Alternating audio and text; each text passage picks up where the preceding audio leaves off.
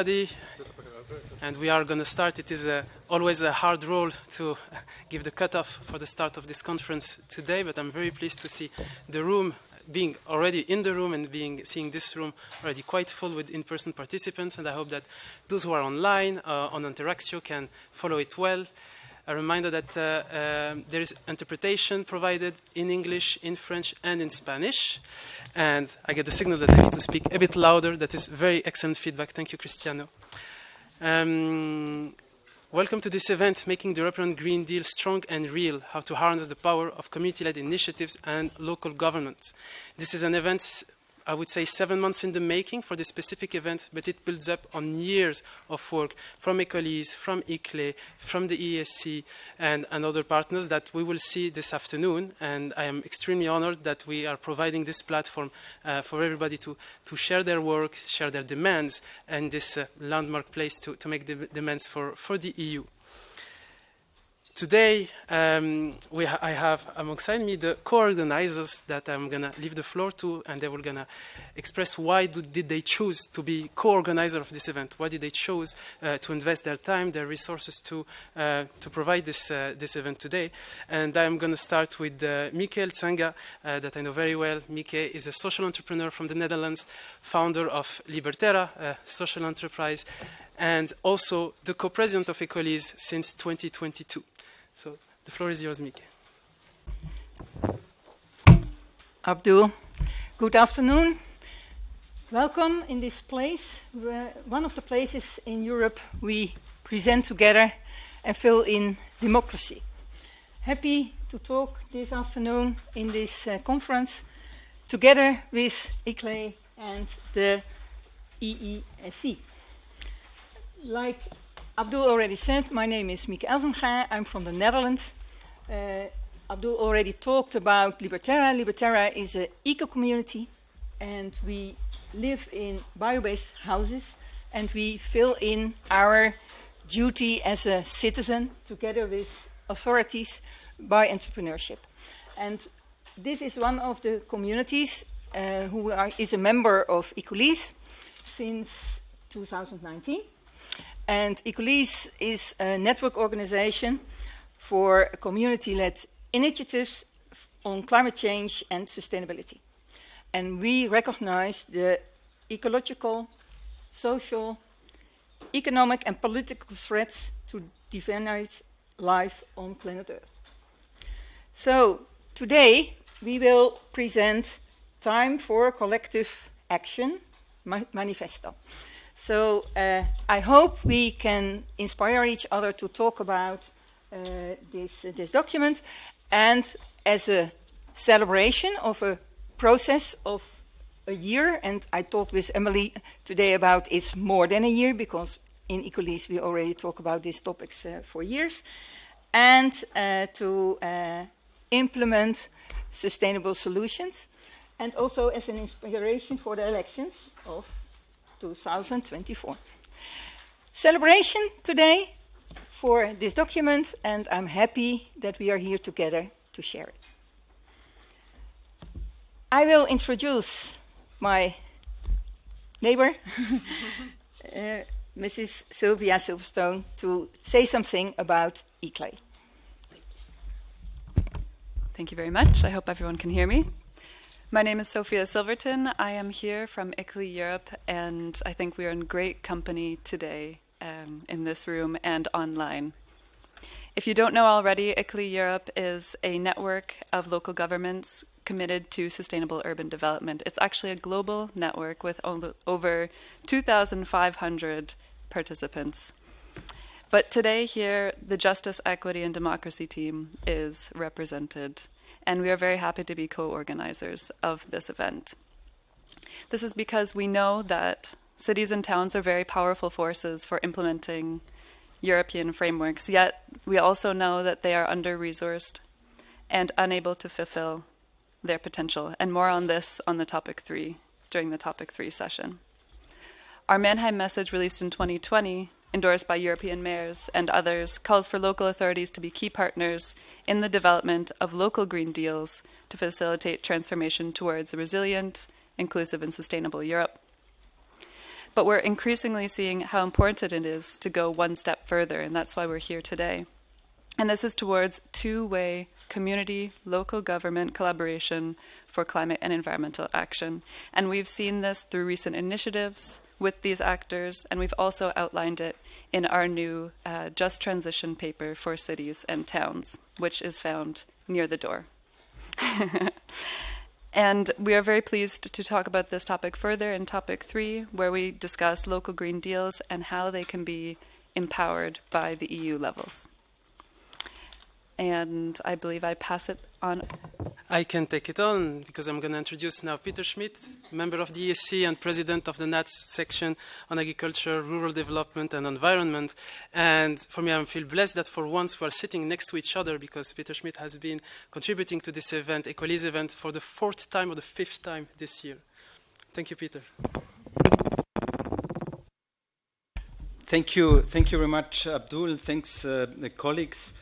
Mieke, you asked that we're going to explain why we co-organize the meeting. So there are 2 answers. The one is simply we have been forced to do it, but this is not the truth. This is not the truth. The truth is, and that's the real answer, is that we are really happy to co-organize for years together with ECOLISE this kind of meetings in this house, in the house of the organized civil society. And we are well placed in order to get into the topics as a complementary part of the implementation of a sustainable world. So means clearly, and I'm today under this impression that I'm running today from meeting to meeting, which is normal in this house. And thanks to my secretariat, they once said, Peter, you're a bit too close to obesity, so we have to increase the program. That means I'm quite running, but it's also not the reason to do this. But the today's motto, it's not the house motto, but I identified it today.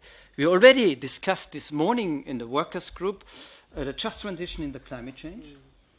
What are the necessary steps? 20 meters from here, the Council of the German Sustainability is here, first time ever. So, which is a council? It is consulting. It is consulting the German government in order to be more sustainable in this in the policy making. So, and now we are here to discuss what is necessary in order to act on the local and the municipality level. And I think we as European organized civil society, we have a say. We have a say, and we worked for years on these topics. We worked for years with a lot of stakeholders already in the room today in order to implement this, in order to force it. And this event is also very timely. We had in May, looking to Philippe, we had in May a super successful event in the Parliament when we talked about Beyond Growth. And it was a bit of starting point for bringing together different actors, different stakeholders, different, let me say, communities to discuss, to come over the current policy and the current economic system, which is not built on sustainable solutions, on sustainable fundings. So that's why I had a look into your manifesto. And do not want to talk too long because it's not my part. It's more than for Philippe than to get into this. But let me pick 2 points out of this. The point 2 is something what we have really to discuss, which brings us a bit far from that what is very often discussed. People have the motto saying, yeah, if the consumers make the right choice, then business and policymakers are ready to provide it. But this is not the right approach. The approach is exactly the other way around. And we find that in this point 2 of your manifesto, support the right to have a choice to live sustainably. That's the point. So I must have the choice to have a sustainable life. It's a different approach to this. And the 7th point is linked to that what I already mentioned. When you look at the 7th point, from extraction and infinite growth towards care and well-being, that's about life. And not all other narratives and all other ideologies which we have telling us, no, we started first with interests. Here is mankind interest. And that's why I like very much the point 7. And I wish you all, us all, a fruitful conference today to have an exchange in order to foster all the different elements and to bring it together. Because the only thing which is working, and this I know as a trade unionist, there's one element which brings the people really together, that's solidarity. And if we go for solidarity all together, I do not want to split society, we have to bring the society together, then I'm quite sure that we are able to come over and wish us, good day and good luck. Thank you. Thank you, Peter. I think we might have found our first ambassador for the Manifesto. That would be an excellent evangelist. Maybe we can find the second ambassador, because I'm going to leave the floor now for Philippe Lamberts, who has been a member of the European Parliament and also co-president of the Greens and the European Free Alliance. Thank you, Abdul. I'm not Peter, I'm Philip.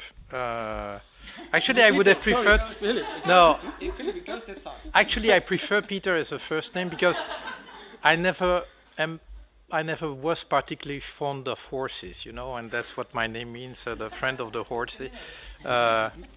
Not sure that it means very much to me, but okay, that's the name I've been bearing for the last 60 years, so I guess I'll get on with it. Well, thanks for organizing the conference. I see that you present this as a sort of follow-up to the Beyond Growth conference, and yes, that was quite something, right? I don't know who of you were there at that conference. That went beyond my expectations, really. And again, it was something that I initiated, but that was a team effort with quite a broad team. And Peter, you did already quite a lot in the European Economic and Social Committee. But if I look at the title of the conference, Making the European Green Deal Strong and Real, what you think it's weak and not real. And actually, it's fair to ask that question, because yes, we have a European Green Deal, and the fact that it is meeting with resistance means that it's real. But is it strong enough to go to what is needed? That is, well, living within the planetary boundaries. And even if that can be read in the ambitions, the original ambitions of the Green Deal that you can read in the communication that was released in December 2019, what has been done so far is only the beginning. I remember having had at least on 3 occasions one-on-one conversations with Ursula von der Leyen on this.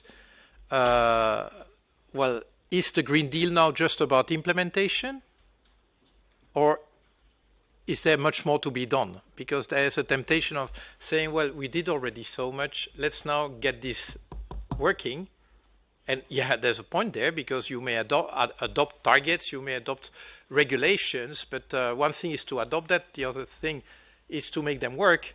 But it's not as if now the entire framework is in place, because what we are still pretty much living in is a paradigm of green growth. And again, as an engineer, I have seen no evidence that tells me that green growth is possible, because you would need absolute decoupling of GDP growth from resource usage and emissions and pollution, and that we have yet to see. And if we could see it, it would make our life easier, but we cannot just rely on a daydream to make it work. So yes, the European Green Deal is there, it is real, but it may not be strong enough yet, because the possibility, and we will discuss that later in the 4th panel, but the possibility is that it may have become a parenthesis in EU policy making that will be closed by the 2024 elections and the backlash against it. But let me go to your manifesto, which of course I find very refreshing because, yes, first, from the general perspective, the situation we're in at the moment is that you have a Green Deal pushed from the top, and that's, at least in the European Union, the European institutions. And frankly speaking, we are a bit lucky, and it's really the right word, because another person leading the European Commission might not have started a European Green Deal. So there's a lot of personal determination there. I don't think that you can find in the European Commission another champion of the European Green Deal. That was really started from the top, right? And on the other hand, we see loads of initiatives from local communities, from local authorities, and there's a reason for that. They are confronted with reality. You might say, okay, at the top we are a bit in our bubble, the Brussels bubble, but at least some of us are still a bit connected to reality. But certainly when you're on the ground, you see congestion, you see people dying of air pollution, you see water scarcity, you see all these things that are very real and that call for policy action. And so, yes, there's a lot of bottom-up initiatives, and now there's a number of top-down initiatives. And, you know, I will not enter the debate about, well, should we have one or the other? We need both. We need both. And I think that the manifesto says it pretty well, because I will start with the same point as you, Peter, point 2.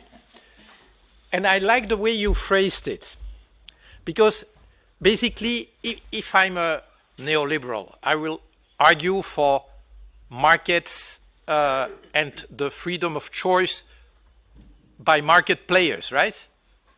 So you use that language to bring actually the neoliberals against their own contradiction, because the way we are structuring the economy deprives economic actors of choice. So enabling choice means opening up for real alternatives to the economic system. And this is indeed, that was the first one where I said, yeah, that is it actually.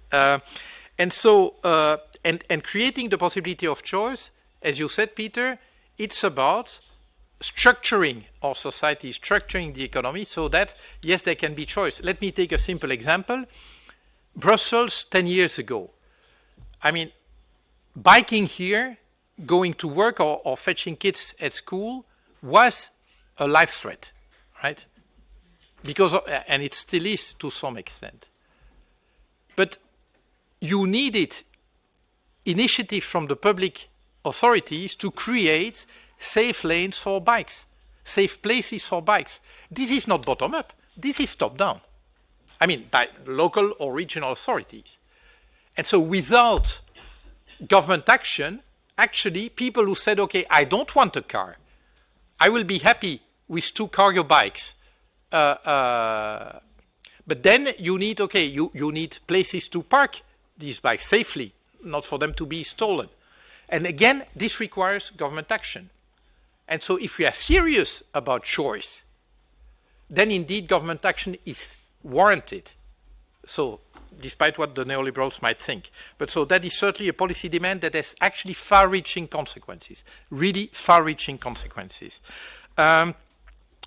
Support social innovation and asking the Commission to publish a communication on the relevance of community-led initiatives, you know, and that's a bit something that I see in the whole manifesto. It's basically local initiatives asking the European Commission or the European institutions to do something as if the thing in between there did not exist. And the thing is in between are the member states. And actually, this is where the crux is, because a lot of these levers are at member state level. And yes, you have seen it like me, when the leaders of the member states appointed Ursula von der Leyen as candidate for the European Commission presidency, it is not that they gave her the mission to organize a European Green Deal. Huh? No one of them asked that. They said, okay, for us, we are just distributing the top positions, but, well, run with it. And she ran with it.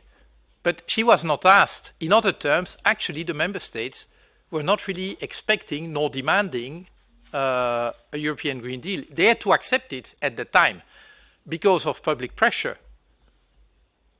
And now that there's less public pressure, or apparently less public pressure, they feel authorized to say, well, now we've done enough. We need a pause, a moratorium, or whatever. Huh? You know the story. And so asking the Commission to basically highlight local initiatives, it's as if the people who are actually hampering local initiatives, namely the member states, should be waken up a bit. So well, and there's a lot of that in the request that you are making. So again, promoting the third one, promoting lifestyle and societal changes. This is maybe something very difficult to do, because we are in the realm of ideology, and I would even say mythology. I mean, the current economic model is seen as something for which there's no alternative, and basically, A, recognizing, 2, promoting alternative ways of doing things, actually, for those who believe, or want to believe, or want us to believe that there's no alternative, is dangerous. Because it will indeed call into question privileges. And indeed, this is not just a nice demand, it has a demand that has also far-reaching consequences. Meaningful public participation. There, I want to echo a conversation I had recently with one of the Commission civil servants who has been driving the citizen panels in the Conference of the Future of Europe. For the first time, these citizens panels were developed to quite a scale. And actually, when you look at the outcome, I'll take the other example, the Conférence citoyenne pour le climat, organized by Emmanuel Macron. And again, well, at least he has to take credit for setting it up. Of course, what he did after that, in a monarchy, it's hard for a monarch to let go of his powers. But at least he let it run. And when you look at the outcome, that's really impressive. Because you might think, okay, citizens are actually not educated enough, too stupid or whatever, or too conservative. And I'll take just one of those measures that were advocated. Reducing the speed limit on motorways in France from 130 to 110, right? Proposed by citizens, so users of these motorways. They must be out of their minds. No, they looked at the facts. They looked at what needs to be done. Yeah, sure. And that means that, yes, absolutely, this is crucial. And actually, I would advocate Ursula von der Leyen to really leverage public participation for phase 2 of the European Green Deal. Otherwise, we will be stuck in deep mud. Okay, but I will... anyway, I'm coming back later this afternoon. But I would say, good job. Thank you, Philippe. Thank you both, especially for grounding this event also in the wave of the Beyond Growth conference. It is an informal follow-up, definitely for it, and that's not the only thing. It's a good follow-up. It is also follow-up from the IPCC work. We have Felix Creutzig joining for us online, hopefully, who is the coordinating lead author of the 6th assessment report, especially the chapter on demand, services, and social aspect. I wonder if Felix is correctly with us. And hello. Hi. It's an honor to be here. We made some progress in the recent IPCC report. We had a new chapter on demand and services and social aspects of mitigation. And I think we went so far in going beyond growth that we didn't mention growth at all. We framed most things in terms of well-being for all. So I think that's a key metric. It's not easy to quantify, but that's the direction. I would also urge to differentiate a bit, because what we are saying here is on demand reduction, and demand reduction must be specific. There is actually progress in a sense also from a green growth perspective, because we have an acceleration of renewable energies. It's a logistic curve. It's not a linear transition. And here there's definitely going to happen progress. However, there's another concern that even if this is happening very, very quickly. It won't be enough to reach the 2050 targets, and demand-side action, so reducing demand in some dimensions, may be crucial to actually achieve that. I would also like to specify, I think there are three key dimensions here. One is car dependency, like there are policy instruments and infrastructures that are pushing users into cars. Second is floor space. There's increasing demand for buildings, but floor space is very unequally distributed, and it's also a market failure. And third is agriculture and food.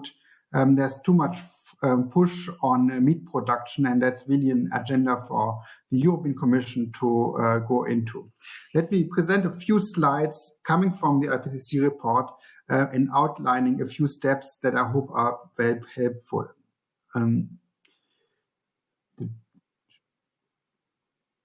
I hope you can see the slide.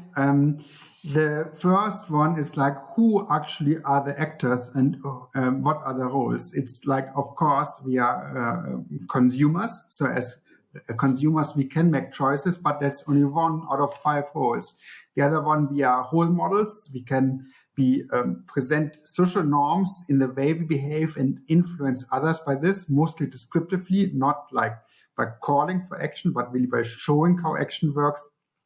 We are and can be in the middle perspective, like as planners, as architects, as building managers, to plan infrastructures, and that making a lot of difference. Those who are rich enough, they can be involved in responsible investment. And finally, and perhaps most importantly, is the role of citizens and political culture to influence processes. But what kind of processes? So let me go through a few issues. Like we identified here 20 different demand side options in the different sectors: building, food, transport, urban, and industry. And we could demonstrate that these kind of options systematically are consistent with higher well-being for all. That's the blue color. So most of the items here are blue, and that means like if we go for these demand side strategies, well-being is improved. And to highlight that, it's mostly in health dimension. Public health is really benefiting a lot. Life expectancy is increasing from this kind of action. Second, there's a lot of potential. Demand-side option can reduce emissions by 40 to 70% in 2050. And that's happening in 3 different categories. One is the behavioral social side. It's mostly diet shift. Diet shift is really important. It's also in a red dimension, which is infrastructures. So infrastructure change is important, and if only to enable people to have choices, as Philippe was just emphasizing. The last one, the yellow one, is adoption of end-user low-carbon technologies. These are, of course, electric vehicles, 2-wheelers, 3-wheelers, 4-wheelers. It's also heat pumps and housing and insulation and housing. So that means the building sector is quite important. Again, this kind of action can make a lot of difference. It increases well-being, and it reduces not only greenhouse gas emissions, but also the energy required for that. This is the most recent assessment of the consumer options. Now, these are 60 different consumer options. And from an individual perspective, what kind of difference they can make, I can't obviously go through all of them. Most importantly, it's like in transport, it's like the way we move. So car use and aviation are the central issues here. In building sector, is very much about technology adoption, about the heating system, and to have a solar homes panel on top of the roof. And in food sector, it's dietary shift, basically available away from meat. So the thing is, we have social cultural changes actually happening. We observe that. There's also adoption happening of technologies like heat pumps and electric bicycles, actually much more than electric cars. But the key thing is to provide infrastructures and decision frameworks that make these things the obvious choice. And for this, it's not only the role of central governments, but it's also a possibility for grassroots initiatives to get into. And that's my last slide. Here are implications for grassroots organizations, for local developments, what to do. It's a focus on infrastructure. So organize your neighborhood. The example here, the picture on the right is the superblock from Barcelona. So like organize your neighborhood in a way you really want to have it by having a lot of green and space for children to play. You can lobby for municipal level change. For example, in terms of street space allocation, Berlin had a grassroots organization on that really lobbied for a change in the legal framework of how street space is allocated. There's now a rollback, but it had some success. And finally, organize a shift from gas to heat pumps in your street. So what I'm saying here is organization is very important, so don't rely on individual action alone. Focus on infrastructures and really on the infrastructures to phase out fossil fuels, oil in street transportation, basically ICE vehicles on urban streets, and to get away from gas in the building sector. These are the big leverage points, and a local organization can make a lot of difference. Thank you. Thank you, Felix. Thank you. And your points resonate very much with the manifesto, and very, very much. So thank you for your contribution today. And speaking of the manifesto, I would like now to pass the mic to the person that is really much behind and leading this work. On my right, I have Nina Klein, which is ECOLISE advocacy lead, and with great pleasure to work with her and to have her lead all of this process today.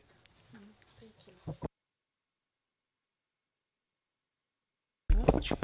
Yeah, I'll just take that one.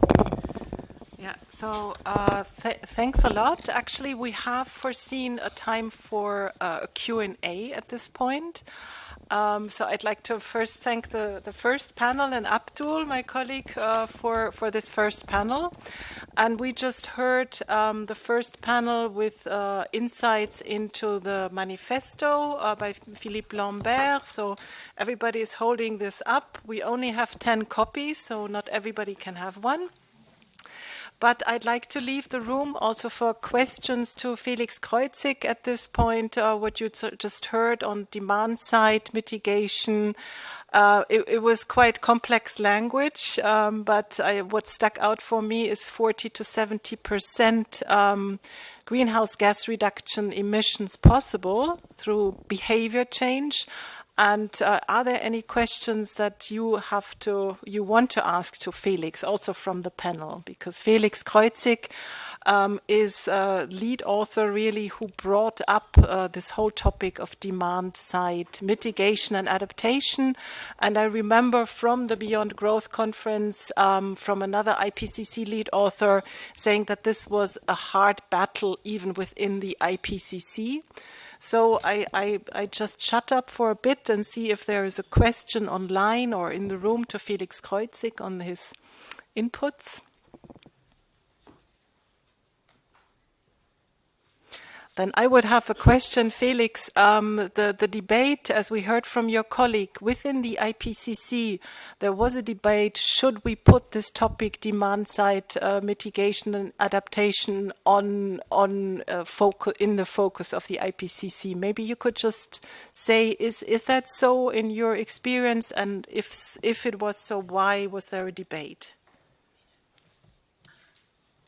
That's a good question. It was actually organized and outlined in the scoping meeting, which was already beginning. So there was not much debate about having this chapter and having a focus. There were specific debates on a few issues.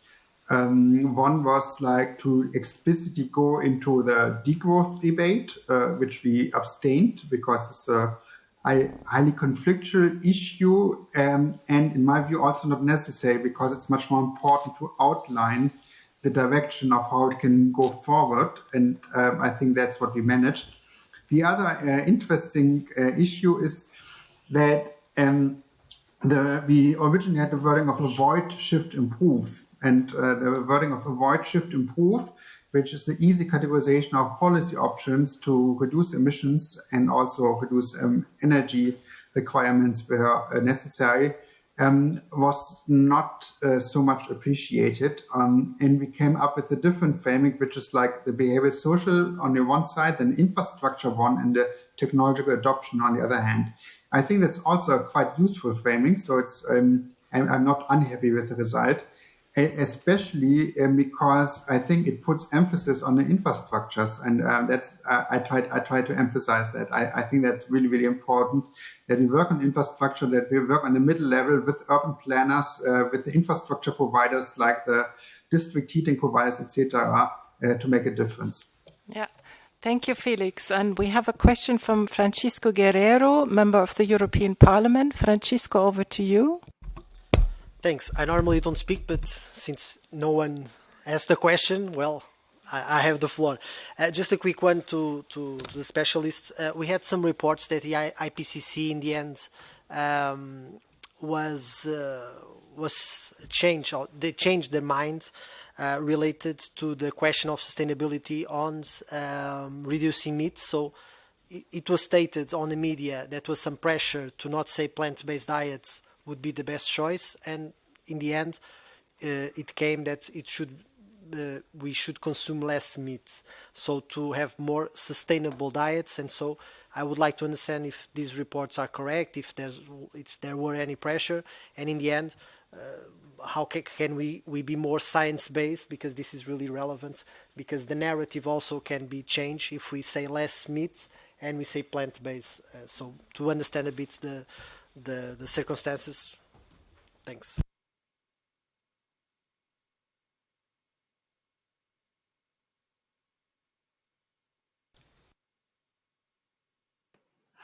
I'm happy to comment on that. Indeed, there was a battle in the improvement process over the wording of plant-based diets. It changed to sustainable diets, and it's clear that there's some governments who are interested in promoting a meat-based model. So the wording that the IPCC report is coming out is completely correct. So it's a bit like diffuse on that issue. And I would actually suggest that it's one of the key issues that should come forward in the next 5 years on European and also on other regional issues like US to move forward to transition away from a meat-based production model. It's very much on the production side because there are a lot of subsidies on that. The subsidies must go. It's not about like no meat because like a limited amount of meat consumption is okay, and there are some also different business production models, but it will mean much less meat. And to have both action on the demand side, for example, cafeterias can do a lot by organizing the menus, by priming for the very nice tasting plant-based options. But also, of course, like EU government can make a lot of difference in the common agriculture policy to support like a focus on plant-based diets and to preserve the land for biodiversity, because a majority of land is actually used for fodder production, not for food production. Thanks.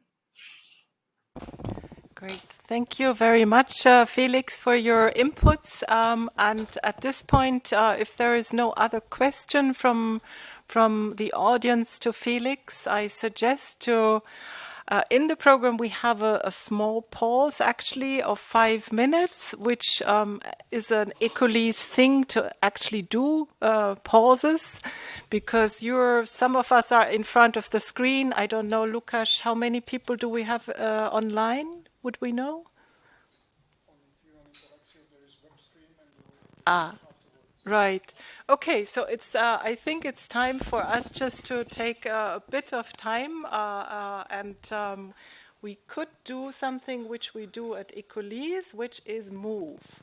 So I just suggest, it's a bit strange, I know, but we have to be aware that we're humans and we're in front of screens and we're sitting all the time, and this makes us humans a bit tense.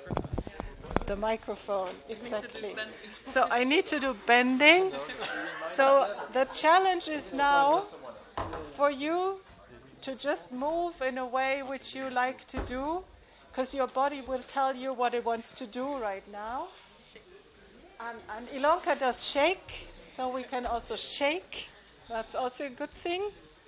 animals, when they're afraid, they shake, and then the fear is gone. So who is the best shaker? I can't see. Yes, Mieke, very good. So I thank you for this short. Your body thanks you, so not me. So now we're awake. Now we're awake. And I'd also like to draw your attention. Abdul is sharing something, I think, on the screen. So what are you sharing? Yes, so next to me I have the talented Carlotta, who is doing graphic facilitation throughout this afternoon. Carlotta is here. Thank you, Carlotta. So she was able to summarize in one image what we've been talking about in 40 minutes, in more than 40 minutes. Wow, that's really beautiful. The right to have a choice to live sustainably. So that's right in the middle. And with this, we're in topic 2 of our conference, which is actually about the manifesto. So I'm holding it up again in case somebody hasn't noticed. And I will just, where is this thing? There. Maybe have slides. Right. Maybe just share with you how we got to this point, because for you it might seem obvious. You're attending a conference at the European Economic and Social Committee. That's quite normal. For us, this was a long work, and we're very proud to be here. And I'd also like to mention Amélie Krug, who is in the topic number 4, the moderator.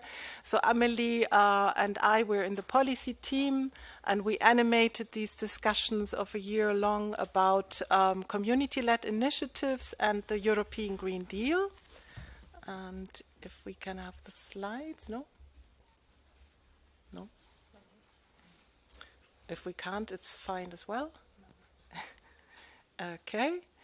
So here you can see the panelists of today, and I'm very happy to invite also Ilonka Marselis, who is from Energie Samen. That's an energy cooperative in the Netherlands.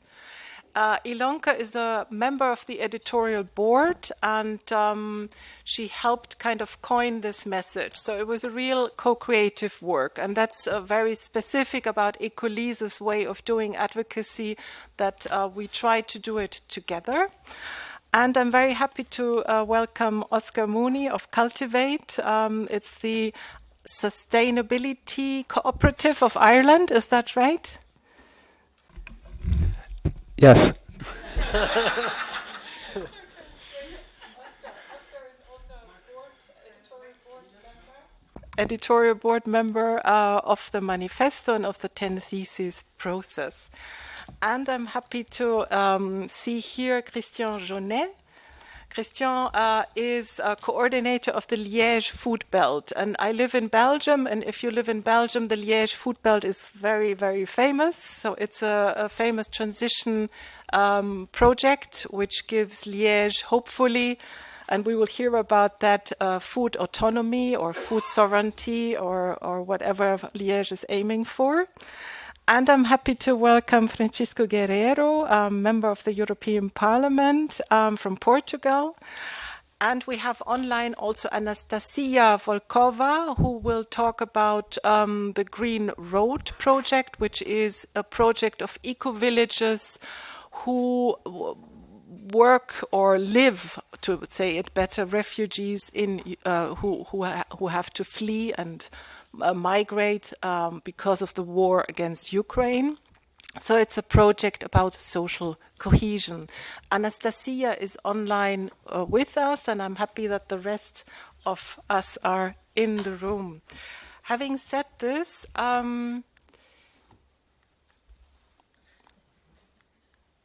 this is Lucas.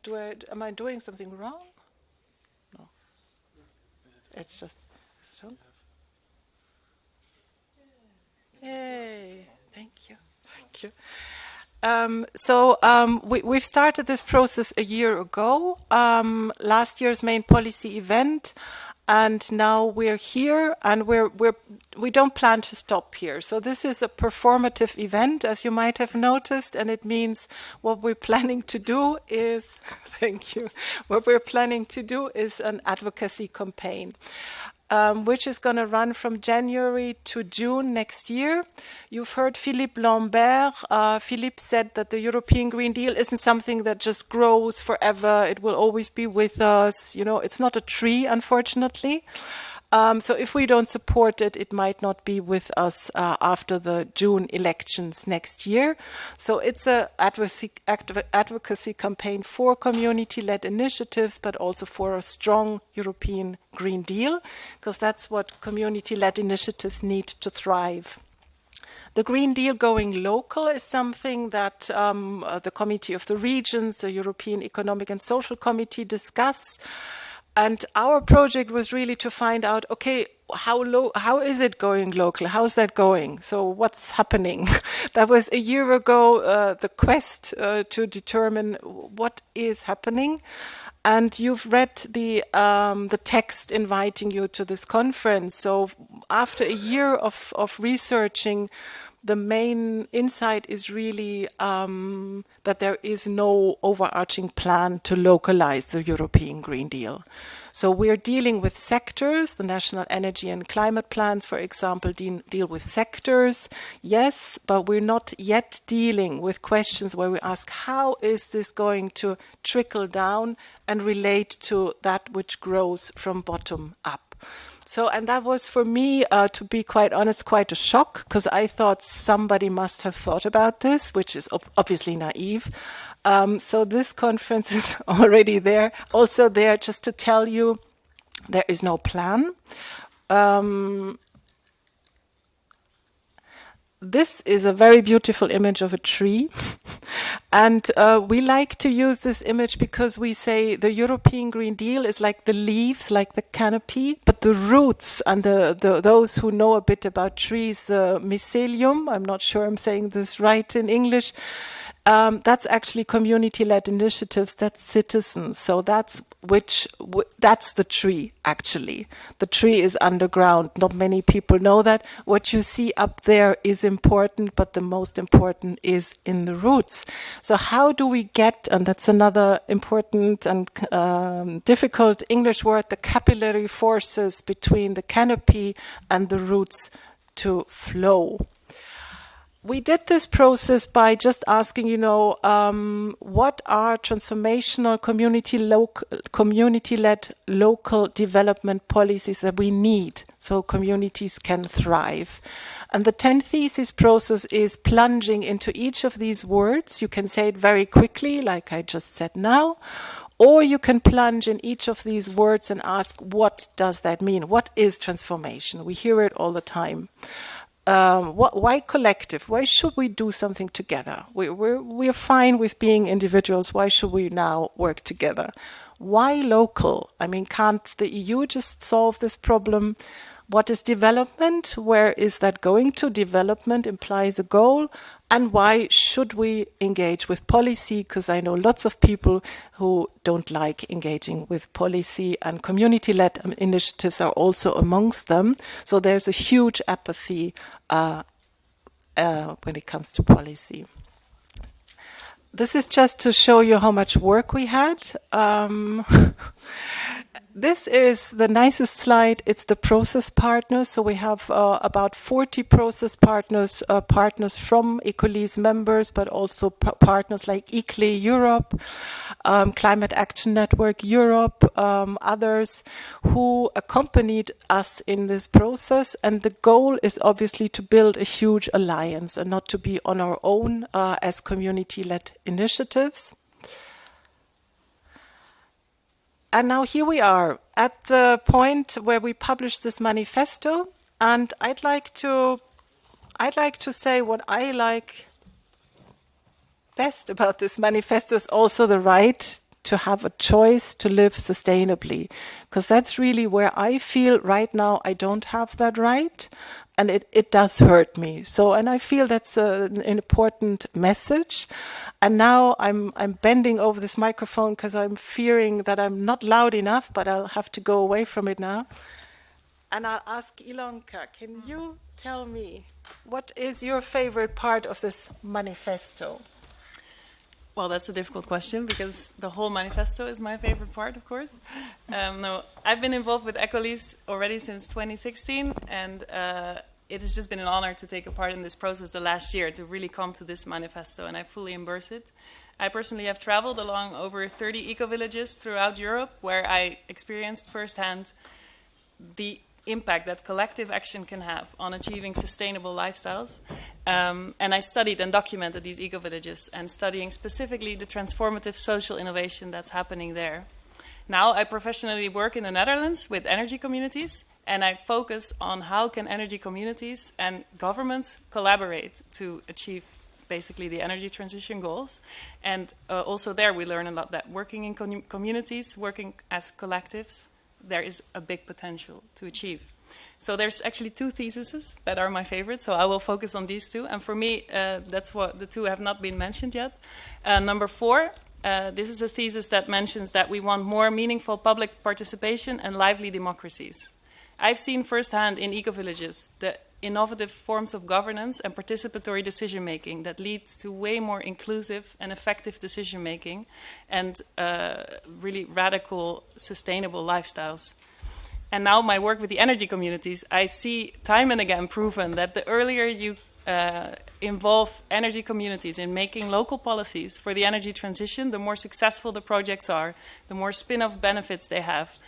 So for me, it's a no-brainer to have participatory policies, and that's why I really like that we have this policy demand that all policies should be made with a bottom-up approach. But this doesn't happen automatically.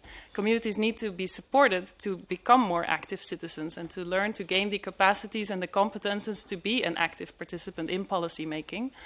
So I like the policy demand that we also want the European Union to support the intermediaries, like associations and federations, that form a bridge between citizens and the governments and help build these competences of participatory policy making and lively democracies, yeah.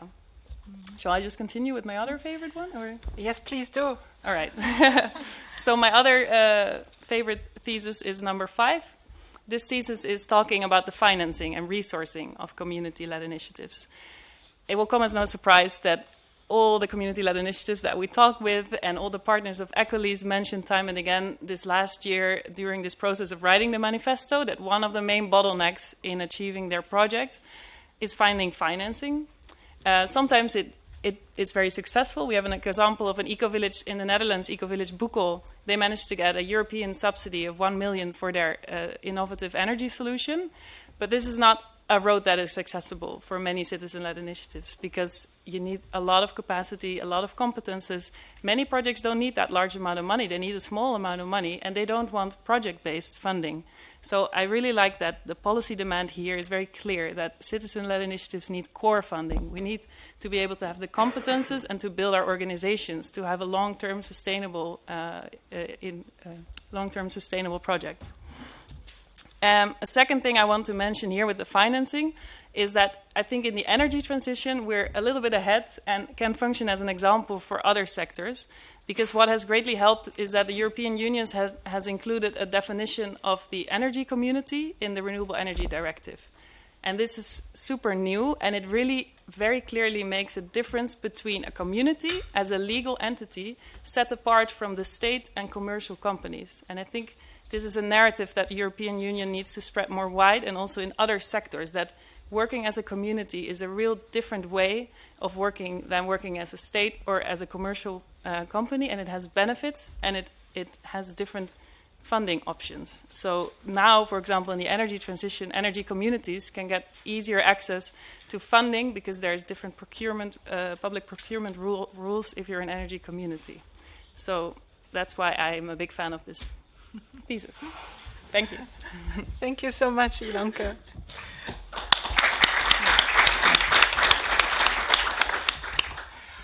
And the question also goes to Oscar. Oscar was with us for a long way. Oscar, over to you. Yep. Thank you, everyone. It's a delight to be here today. And it's a delight to be here with the ECOLISE team.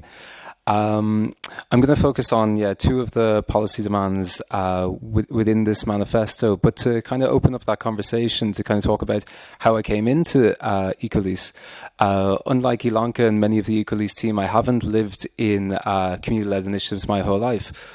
I've had about 2 years living in Clough-Jordan Ecovillage, which is a small eco-village in the centre of Ireland in County Tipperary.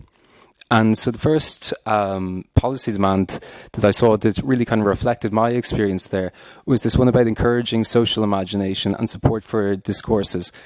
And it can be a strange thing to say, well, how do we have a policy that supports a social imaginary? But as someone who, came from the city, I lived in Dublin for about 26 years of my life before I started engaging with Ecovillage, a community-led initiative. It's hard to imagine another way of living. We talk about, the crisis of imagination, or we might talk about the fact that it's easier to imagine the end of the world than it is to imagine the end of neoliberal capitalism. Well, when I went to the Ecovillage and started engaging there, what you see is a different type of social cohesion. And these visions of different food systems do not become, these things just trapped in the imagination. They came from that place, but they were enacted, and realized. And that's why I think initiatives like community-led initiatives are so important in converting what is to what if. What if we have different food systems? What if we interact with each other differently? And what if we reimagine human nature relations? Sounds a bit far because the translator is saying it's hard for them to translate. Apologies. I will slow down a little bit. But anyway, I think when we talk about community-led initiatives, and within the work we've done in the Sustainable Ireland Cooperative, we bring together communities of practitioners. These are people who maybe work in food systems and can be artists. And these can reimagine ways of living and being in the world. With the imagination comes the enactment of new systems, different types of innovation, and things that really prioritize the well-being of our societies and our economy. And the other policy I want to focus on here, as many people have said that this is kind of a continuation on from the Beyond Growth Conference, is that which asks that we move from an economy of extraction and infinite growth towards one of care and well-being. And it can be hard to say, well, what is an economy based on well-being? But it's one in which we prioritize participation within the economy, fairness in the economy, dignity, purpose, and also our relation with nature. And so that sounds lovely. It's great to have these diverse, localized, and decentralized economies. But what would that actually look like if we were to bring that into something that is tangible for people? And that is that it looks like social enterprises. It looks like businesses which are owned by workers. We allow community wealth building to happen. So we allow these other forms of wealth beyond just economic, not that it doesn't include economic, but it goes beyond that as well. It has values and cultures incorporated as well. And it also has living wages as well. And so when we talk about a European Green Deal that can be founded or have community-led initiatives inbuilt within it, this gives us longevity to our systems. And it also means that we can have a kind of just transition. When we talk about living wages, social enterprises, businesses where workers can actually own that business or own a share within that business. Well, that refocuses on the original idea of where a just transition came from, which was from the trade union movements in the US, who said that, it isn't just about, environment or workers' rights. We can actually have both. So community-led initiatives, when we look about the lessons of those, we can actually begin to realize the ambitions of these movements in the past and bring those into our future.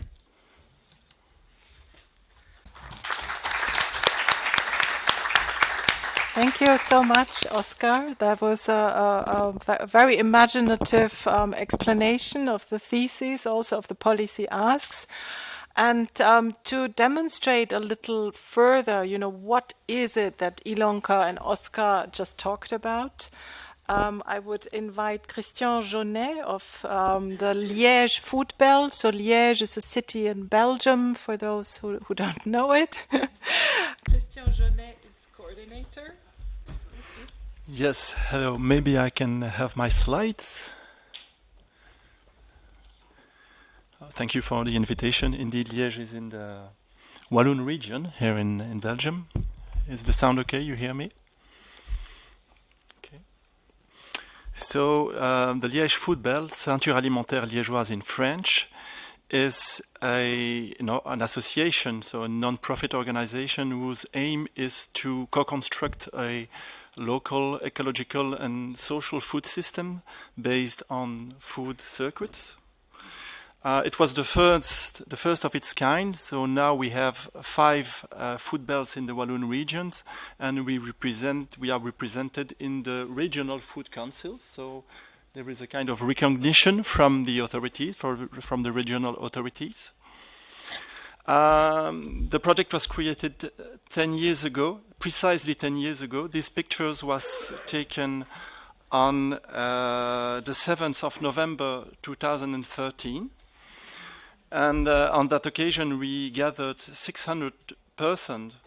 And the project was inspired by the Transition Network. We used one of its tools on this occasion. This is the open space technology, which allowed us to focus on our project and decide what we thought for the future of our food system. So there was a kind of Big Bang effect where it set people into motion. So we could support the boom of sustainable and local food initiatives.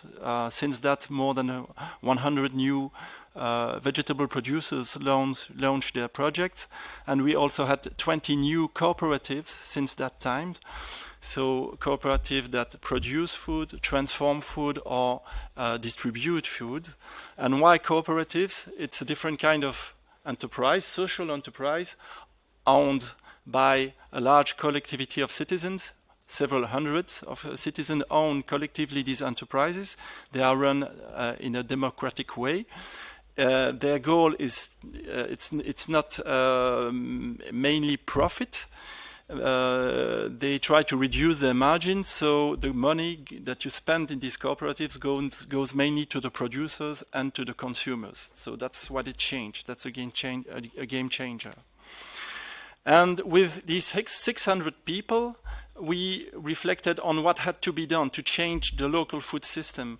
And we could think that we need to raise the citizen awareness and involvement in this change, that we needed to build partnership with the municipalities, that we needed to create the missing links of the local food chains, for instance, in terms of logistics, that we need to work on the training and of the businesses and the business development support, that we needed to work on access to finance for the enterprises, access to land.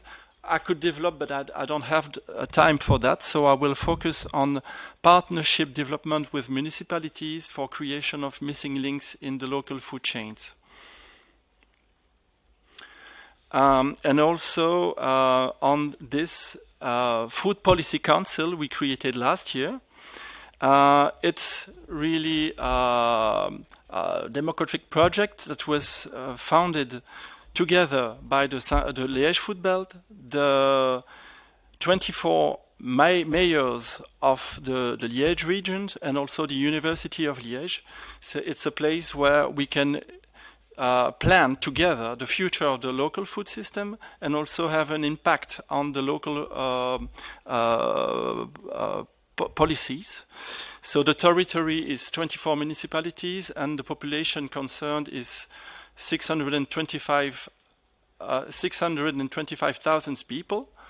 This council has 120 members, citizens, but also organizations, producers, associations, academics, politics, 120, it's a lot.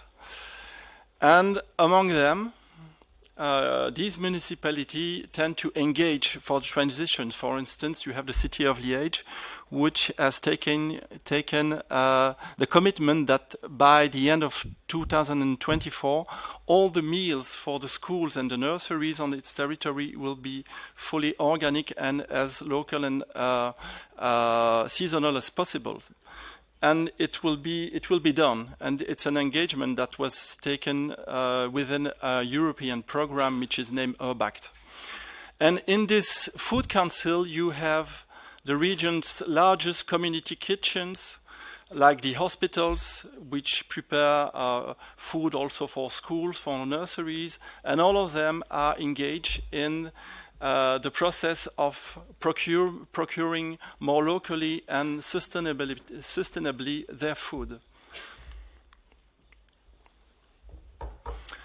So to achieve that, we need infrastructure. So we had a project with the city of Liège of creating the missing links of the local food chain. We realized that we needed infrastructures for logistics, for food transformations like a vegetable cannery or a conservation unit. So we decided that we would build that in a place called Marché Matinal de Liège. It's the historical place where whole food business are located. It's a 14 hectares place where you have about 60 enterprises for food commerce. And we decided with the city of Liège that we will bring there local food, sustainable food, and of course, seasonal food.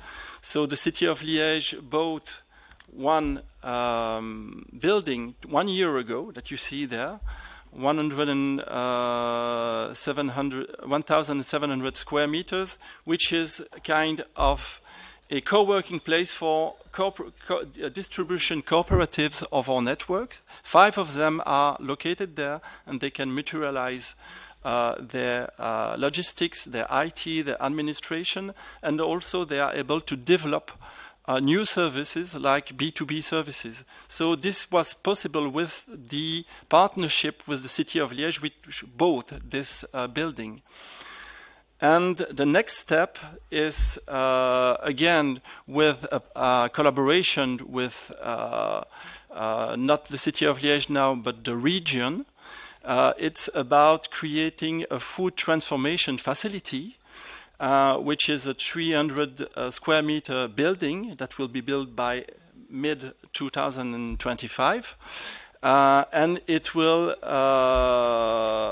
welcome this vegetable cannery and this conservation unit we told you about, which are supposed to supply the hospitals, the nurseries, the schools, and so on, the rest homes. And this building was funded by the European Union, thanks to the European Recovery Plan.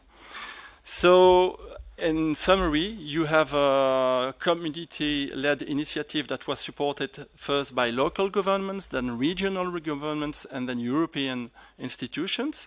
So it sounds like a success story, but it's still yet the beginning of the story, because we don't know yet if such projects will have a sufficient demand to make them viable. And it's the question of the cost of the food. And of course, institutions like schools and hospitals have very restricted budget, and quality food is comes with a higher price. So that's the problem we have to face in the future.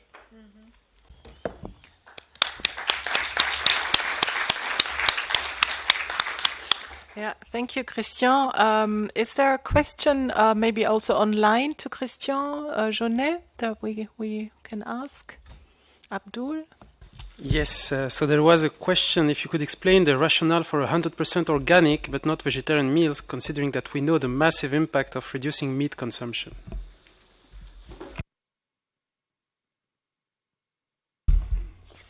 of course, we are aware that it's important to reduce meat, of course, meat consumptions, but we did not take position for 100% vegetarian meals because for us, I'm sorry, English is not my mother tongue, but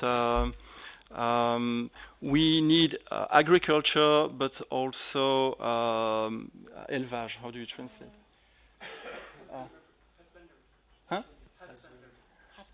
Husbandry, yes. Sustainable husbandry that is interacting with agriculture. That's our opinion. So we don't have this seizure. It's 100% vegetarian in our ways to think.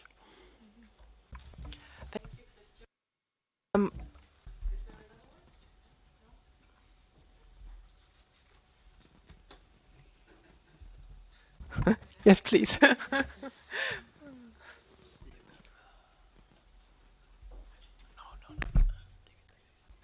Okay, thank you very much.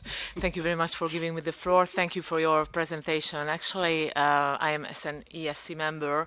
I would be very curious about the Food Policy Council you mentioned at national level. You mentioned that this is very important for us because maybe you might have heard about that the European Economic and Social Committee called for the establishment of the so-called European Food Policy Council. And we would be, actually, I'm going to speak about that maybe further on, but we would be the convening place for that, and that's why we are very interested in knowing how it works. So what about the composition of that? Thank you.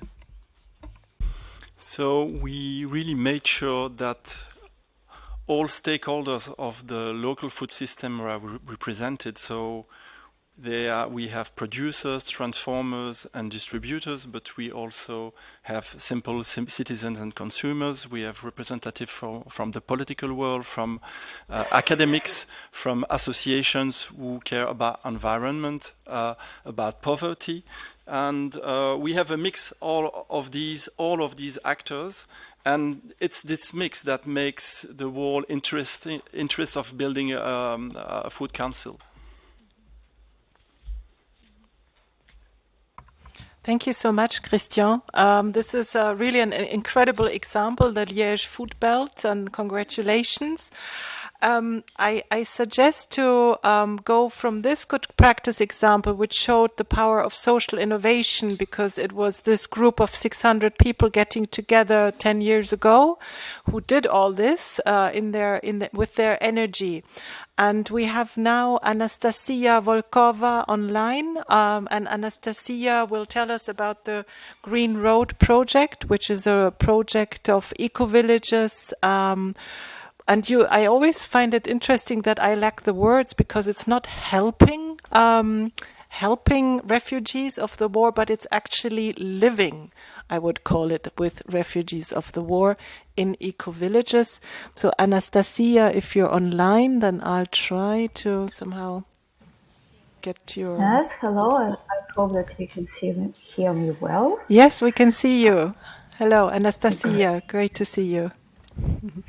I will share my presentation. It's an honor for me to speak today about our project. I'm a bit stressed, but I will cope with it.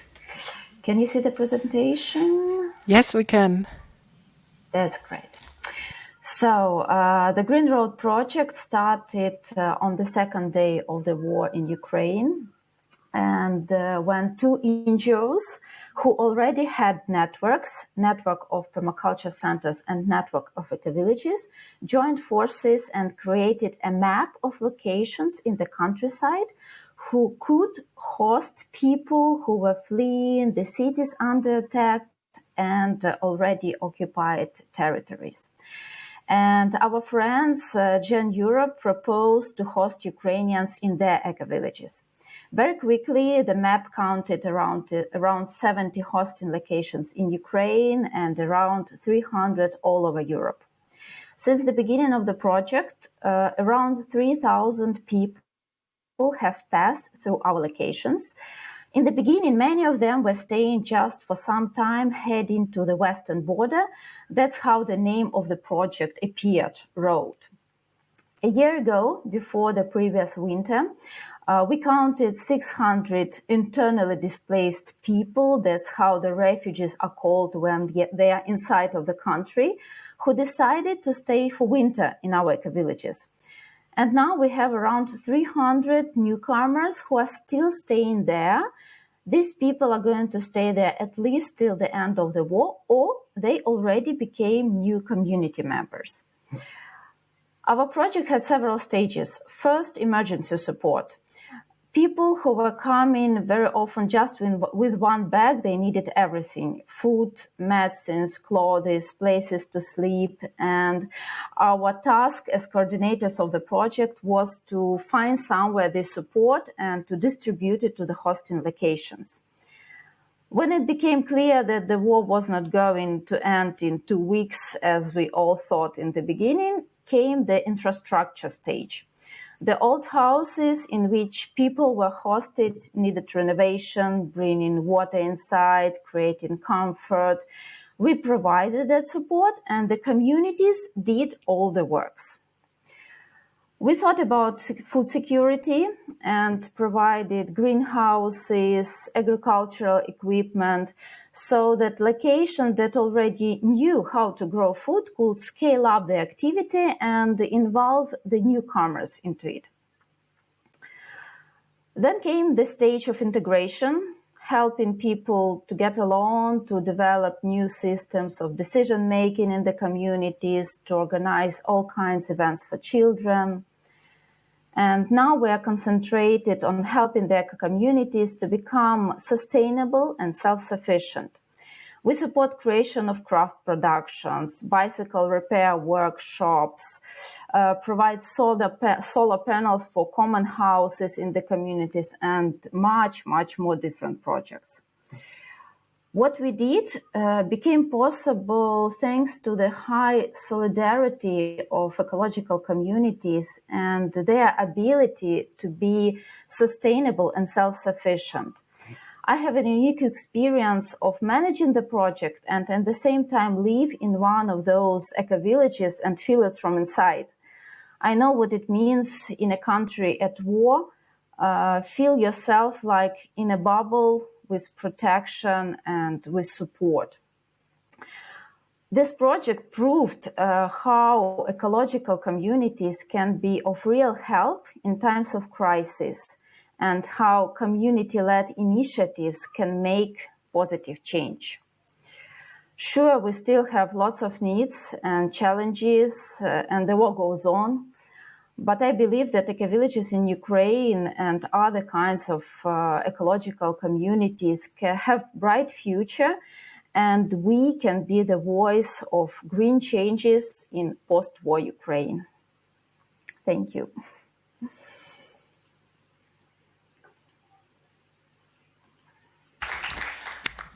Thank you, Anastasia. This is really an amazing insight into the power of social cohesion. And in times of crisis, as you say, it is always the people who help each other first, and of course the state. But this power of the people is there in times of crisis. Thank you for this insight, Anastasia. And I'd also like to ask Abdul, or in the room, is there a question to Anastasia in this project? There is a question, actually, since this initiative started the second day of the war, what was needed before so that it could start that quickly?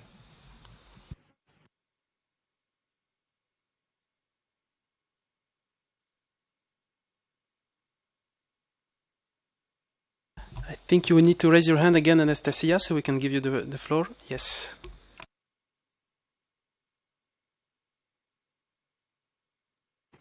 Can you hear me now? Yes. Great. So the project could start very quickly because we already had established networks. We knew people in those locations, and they knew us and they trusted us. And second factor, that we had a lot of friends in other countries, and they also knew us and trusted us, and they were ready to support us very quickly. So networking is this project proved that networking is really important. It helps when the crisis comes. Thank you, Anastasia. This is really and this is what we have in the manifesto as the demand for community building, resourcing community building. And that is now something where we have Francisco Guerrero here in the room, a member of the European Parliament. So we're trying to connect the very local and the very EU and Brussels. Francisco, you've heard now these stories about social innovation.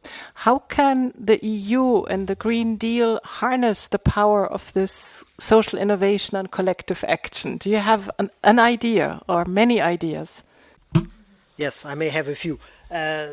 Sorry, I missed the 2 minutes, last minutes of this presentation because I knew that my Prime Minister presented his resignation of my country due to allegations of corruption. So you kind of see that the traditional politics is more or less the same, and this, I think, doesn't help anyone to really improve and make the transition that we all want.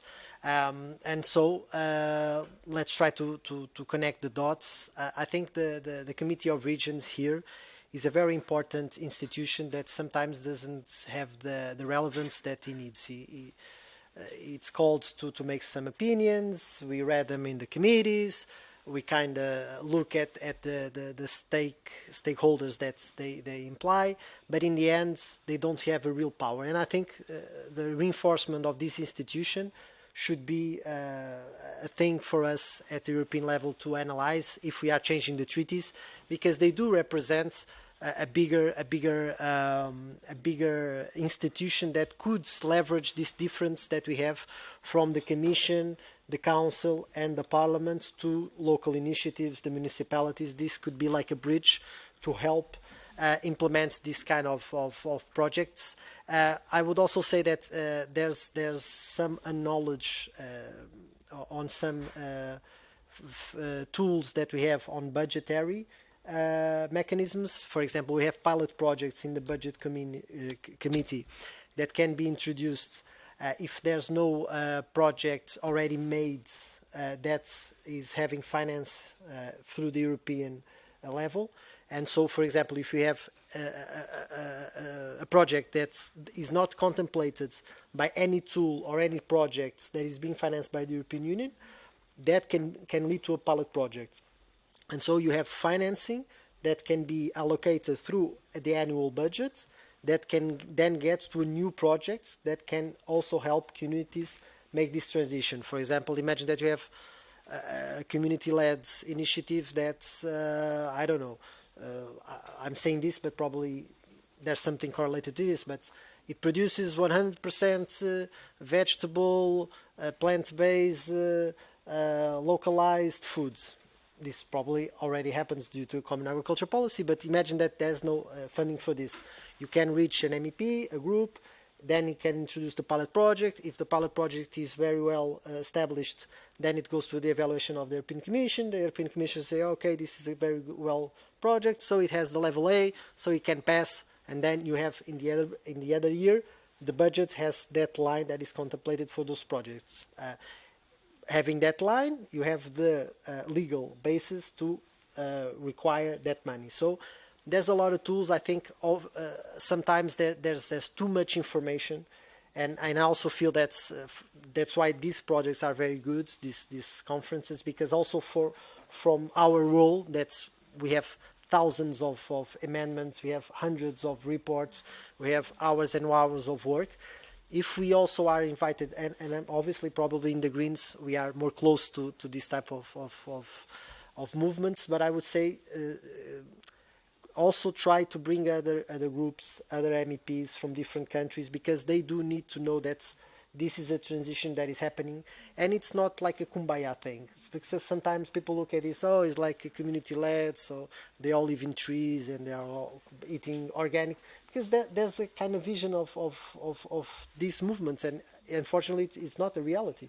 And so if they know what's happening, what is being led, the interconnections also to municipalities, and I was thinking here, when we talk about the projecting a different reality, society always evolved. So we are in this, at least in my perspective, in this political narrative that the only way to go is this one, and we just have to adapt. And these communities can bring that capability of showing that it's possible to change and how we all benefit from that change. And so while using the municipalities, I think also could be very interesting because, for example, in my hometown, you have a municipality, you have a forum that you can go and talk, and most of the time people don't go because they don't know they have the power to go there, to speak to their local authorities, and also try to bind these initiatives to the communities that are organized in a traditional way, because I don't see them differently. If I organize my community, my town hall, I would like to be more or less like these communities. So why don't these two realities bind? Because they are not separate. And in that way, also it could be interesting also to have more examples of how this happened. Because I would say, I don't know all 700 MEPs, but I would say that a large majority of the members of the European Parliament don't know this reality. If they know, they have a different perspective of what it really does and the very positive impacts. But don't forget that some of the political groups, some of the MEPs, some of these structures are built and reinforced by some very big lobbying power. So don't feel that you are just making some efforts and this will all change due to the goodwill of the citizens. You'll have to struggle a lot because there's a lot of money involved, there's a lot of power involved. We see that, for example, and I will shut up just to close.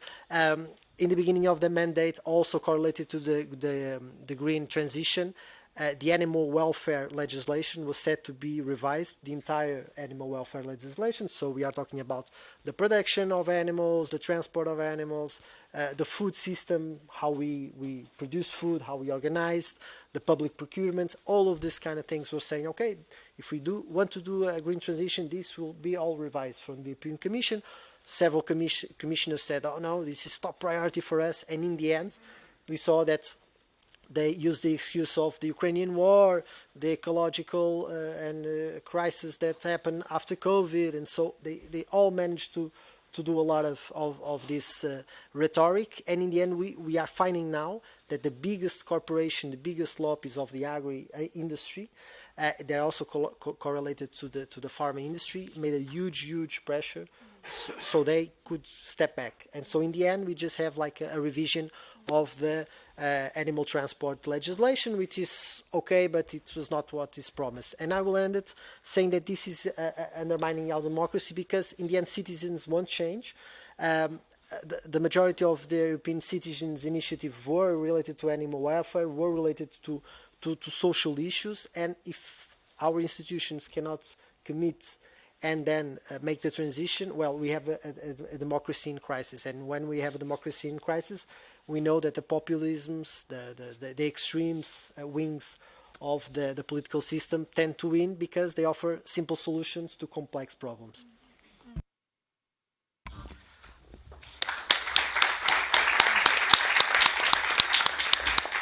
Thank you, Francisco. Is there a question in the room? Yes? Yeah. Thank you very much. That was very interesting so far. I've got a couple of questions, actually. One of them is, how would the EU, so what is the exact role of the EU when talking about those interconnections to the municipalities? How would you get in touch with them?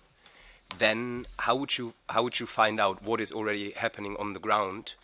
And how would you bridge this between the European level and the regional level? And the last question is the whole role of the mission on adaptation. So that was not mentioned so far. Where would you put the mission on adaptation in there, and how the mission on adaptation? Mission on adaptation? Yeah, so the EU missions. Yeah, so the EU mission on adaptation is basically working on this, but that was not mentioned so far. So how is the role of that in there? So all the questions are for me. So let me do an exercise. Who in this room ever contacted a member of the European Parliament and have had a meeting with them? Raise your hand. And this meeting doesn't count. So you kind of see that we are an email away, and in a way, this is a very direct way of you to try to make that bridge that exists in society. We are overwhelmed by work, and unfortunately the media doesn't correlate this work that we do in the European Parliament. I'm talking about the European Parliament because it's the role that I have, and it's the role that I most represent. And so in a way the media doesn't also say that we have a lot of work, and sometimes we really need people that make this work of underlining what's happening and what are the priorities, what works, what doesn't work. So then we can adapt it to our work, to our reports, to our negotiation process. And so I also feel there's a gap. I'm not saying that is your fault. It's also our responsibility to try to say to citizens and communities, reach us, send us an email, make a call, because that will really help. For example, it was by an email that I came here and I had an event, and it passed almost 4 years of my mandate. And I'm not saying that it's your fault, obviously not, but there's some communicational gaps here that, at least in my role, are important to fill. I also make this exercise when I was talking in a very specific plant-based event, and the industry, I would say like 2% of them communicated to MPs, and that's a very direct way for us to make change, because sometimes we need with an amendment or to a report, if they are rapporteurs of a report, they can include these ideas, then can be absorbed by the process that is sometimes very, very long. But there's a lot of, for example, do you know that you can have like a question to the European Commission if you talk to an MEP? You can send me a question to the European Commission. I put it in the website, if I agree, obviously, and it's transparent to everyone. And when you have the reply, it will also be transparent to everyone. It's public. So this is like a tool, a very simple tool that's in all my meetings that I have with representatives, citizens. I say, okay, you have this opportunity. If you really feel that you have a question that you can make to the Commission, that you find there's a loophole, a gap, these things that can happen. On the last question, I would have to check, because I could just ramble and say beautiful stuff, but I don't know the concrete role and what is gapping. So sorry, I would have to come back to you if you want to share your email, and then I'll do my research and then I'll get back to you. Thank you, Francisco, and thank you for the question. Very good question. How do we close the gaps between EU levels and local levels? And Ilonka, you wanted to add something here? Yes, just quickly wanted to respond to also this discussion here, that during the process of making this manifesto, we noticed exactly this gap between the community-led initiatives and the European Commission, and that's also why we ask for, in several of the theses, to have more support for the intermediaries, so the associations and federations that can bridge this gap, build capacities and competences of community-led initiatives and the European Commission to bring them closer together, because we cannot expect of all citizen-led initiatives to have all the capacity and competences to interact with the European Union. We need the intermediaries. So just wanted to respond that that's also why we included that in our policy demands. Yeah. Sorry. And that's really relevant, because we know that some... I'm my back to you. I don't want to be disrespectful. Sorry, shit. No, it doesn't work. You see, but through what I said, that some middle intermediaries have a huge lobbying power. And so this is also a question of inequality in access to some cabinets and access to some institutions. Because if we are looking at a perspective of equality, obviously it's not the local farmer that goes and knocks on the Commission, but for example, the umbrella association should have the same access, for example, as a Copa Cogeca, that is ruling some industrial compounds of agriculture, and they don't. And that's also a question of democracy and how the EU institutions are willing to be more open to understand that if they want to play in a democratic arena, they will have to have fair access to their premises. Well, and also support the community building. Like Anastasia was giving the great example that if you have the networks in place, you can make a voice. So also supporting the community building of voices that currently don't have an intermediary or an association. Yeah. Thank you. Wonderful. Thanks to this panel, and thanks to Anastasia who joined this panel online. Thank you, Oscar, Francisco, Christian, Ilonka, and we're gonna have a small break, and you can use this break. You notice that you can move freely in this room. So I won't force you to do another stretching, but if you want to. Thank you, Francisco. Thank you. I'll stay a bit more. Great. Yeah. And you're welcome to dip into the panel discussion. There's not a lot of space for questions. Because it's funny, the EESC has a system which is called Interactio, but it doesn't allow for interaction. That's just an aside. Say what time we're coming back. Yeah, and we'll start in 5 minutes, so just a bit of moving. So there is another time where I will be intervening? Not today. No, not today. Okay. No. Okay. So this is now you're also free. Like if you have anything else to do, there will be a panel now on implementation. Can I keep this as a souvenir? Of course. It's a souvenir. Yes, it's a souvenir. That's true.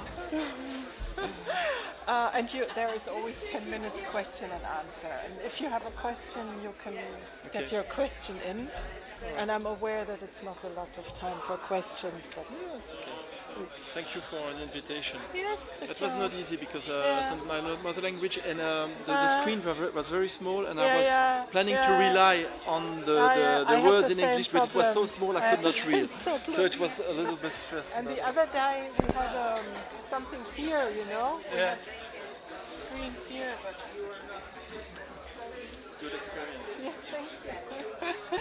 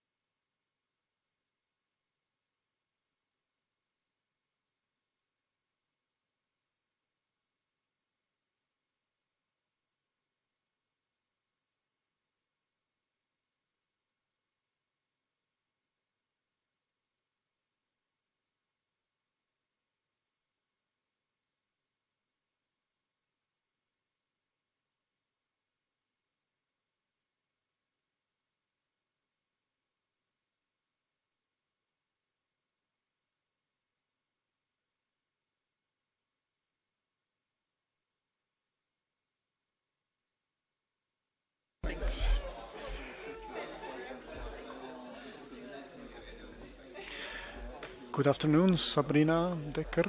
I have just opened your microphone. Please press the speak button in order to test your connection. Can you hear me? Yes, we can hear you, we can see you. So I will switch off the microphone for a bit. Could you please speak a bit more so that the interpreters can give me a sign whether the quality of the sound is good enough? Thank you.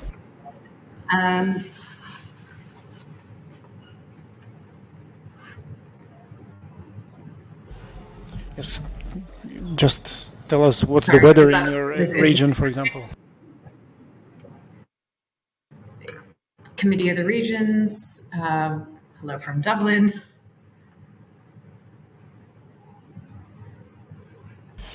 Okay, I see no reaction. Yeah, there's a reaction from the interpreters, and they're asking you to continue speaking, please.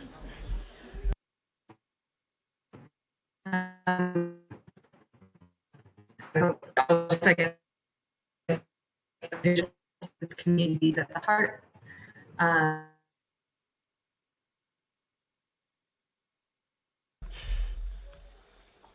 Unfortunately, your connection was not good enough. We heard the sound coming in broken into parts. And now I see you disconnected, so maybe, excuse me, there is an issue with your internet connection. I've reopened your microphone.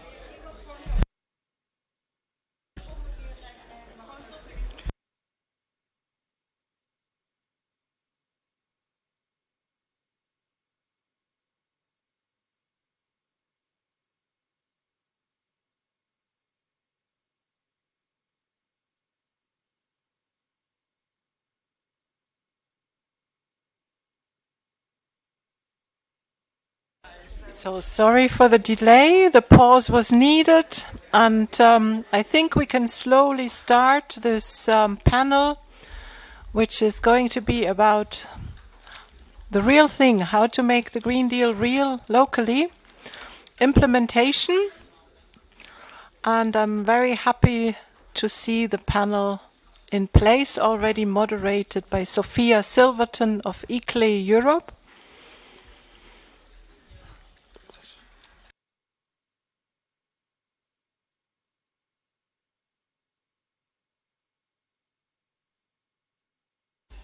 All right. Hello, everybody. Welcome back. Thank you for having your attention here in this room with us after a really nice batch of speakers so far. Bring this a bit closer. There we go.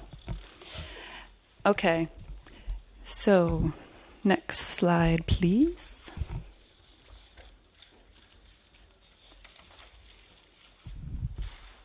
Well, here we can see a bit of Carlotta's work as we wait for my slides to come up. Perfect. So here we are in our third topic of today, and we have the not so easy task of discussing making the European Green Deal a reality on the ground. So I picked this image for the first slide because it is titled, "We All Make the Stars," and I think that is highly symbolic for what we are trying to do here today. And specifically, we are looking in this session into how to make the European Green Deal a reality on the ground through the empowerment of collaboration between communities and local governments. Now, earlier, Philippe Lamberts mentioned that member states were very key intermediaries with the EU in strengthening the European Green Deal. And I would like to show through this session why local governments strongly deserve attention as well. And I'm thankful that Christian Journet began to set the scene with the example of the Liège Metropolitan Food Policy Council with local municipalities and community stakeholders. And then again, that Francisco Guerrero briefly mentioned the potential of communities connecting with their municipalities, but we are going to dive into this topic further. Good. So our question for this session is specifically, how can EU policy frameworks empower this cooperation between communities and local government to implement the European Green Deal, specifically through what we're calling local Green Deals? Good. So if you've just joined us, I will introduce myself briefly. My name is Sophia Silverton. I am from ICLEI Europe, and we are part of a larger organization that represents local governments for sustainable development across the world. We have more than 2,500 members and active in over 100 countries.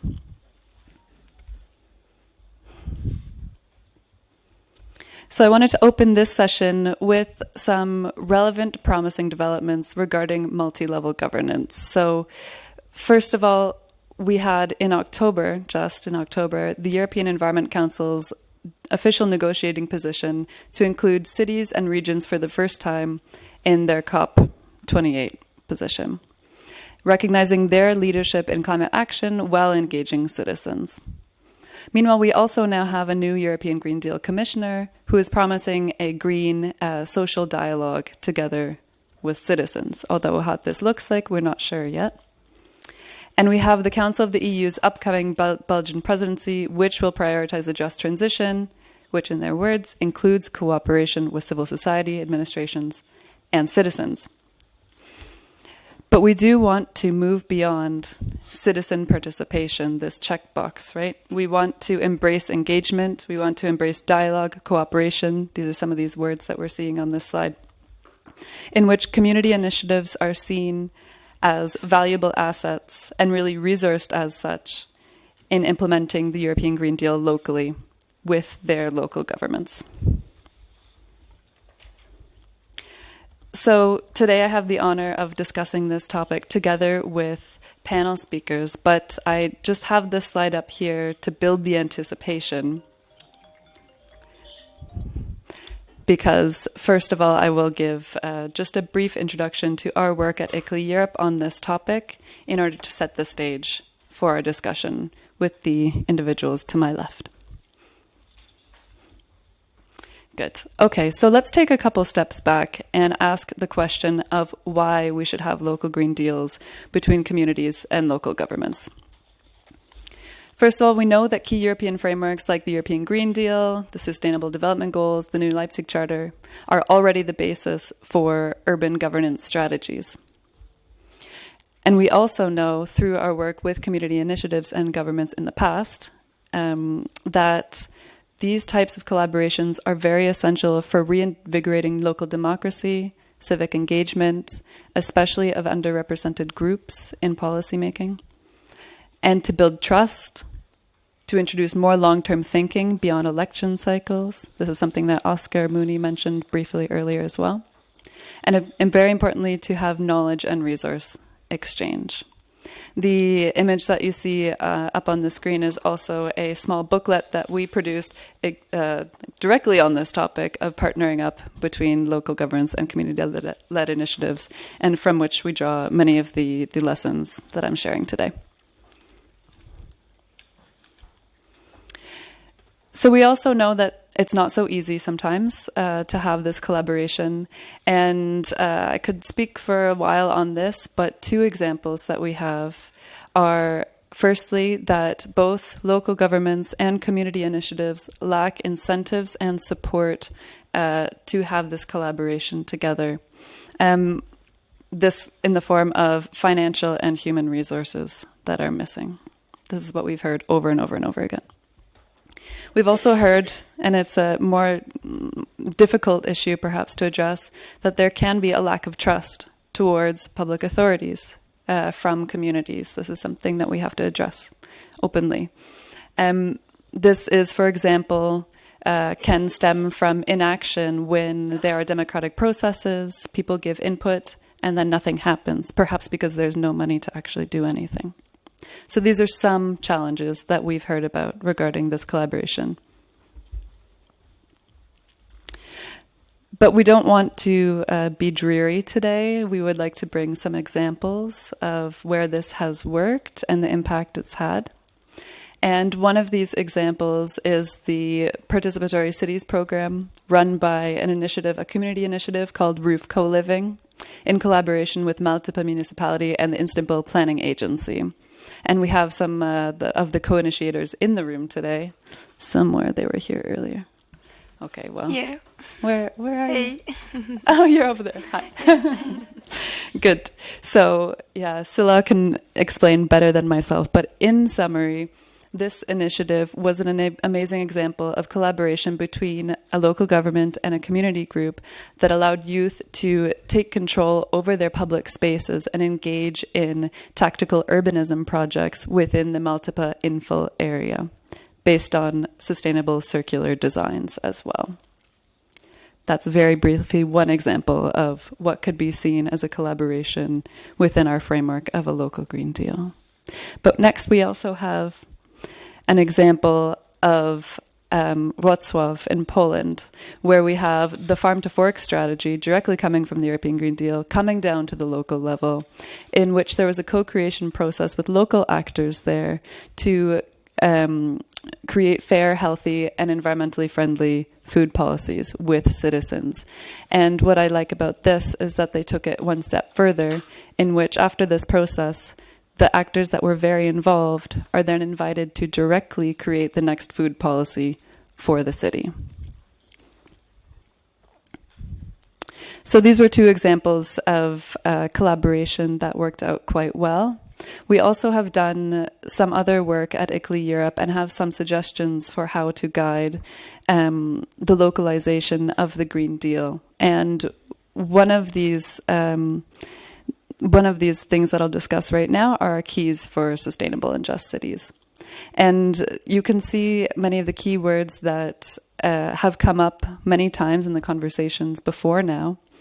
We have highlighted just 3 for today. We've got 17 of these up on our website. I will not go through them all. But for today, what we think is really relevant when it comes to localizing the Green Deal and having collaboration between local governments and community initiatives is, first of all, to emphasize civil society players. This is quite obvious, to understand that anybody can be a change maker in your community. We've also heard that having a meaningful participation process is absolutely essential for these collaboration efforts. And finally, as this conference is a follow-up of the Beyond Growth conference, it would be a shame not to mention what we're doing this for, and to recognize that our economy should be something that benefits people and the environment, in terms of what, maybe a little bit of a reminder of where we're coming from today. So those are just 3 examples of what we think could guide the implementation of local Green Deals. Next, we have some more specifics, though. We've heard, for example, from Diana Pretzel, the Deputy Mayor of Mannheim, very clearly what is needed for her to implement the European Green Deal locally. She said to continue and even accelerate the implementation of the European Green Deal, we need support from the European Union to drive local innovation and finance the projects we develop with our citizens. So, briefly, we believe it's imperative to unlock barriers at the local level, first of all, by building on these challenges that I discussed earlier to build trust, for example, but also perhaps by mandating or nudging the private sector to contribute to these social and economic challenges. Then at the national level, to redirect funds to local authorities. And finally, at the European level, which is why we're here today, to increase the support beyond what's existing, beyond the current innovation programs, to provide actual resources for implementation that are easy to access. For example, the current Horizon 2020, the Horizon Europe funding programs that are available now are not easy to access for community-led initiatives. We've heard this many times. So it's important to recognize this when we want to empower local Green Deals.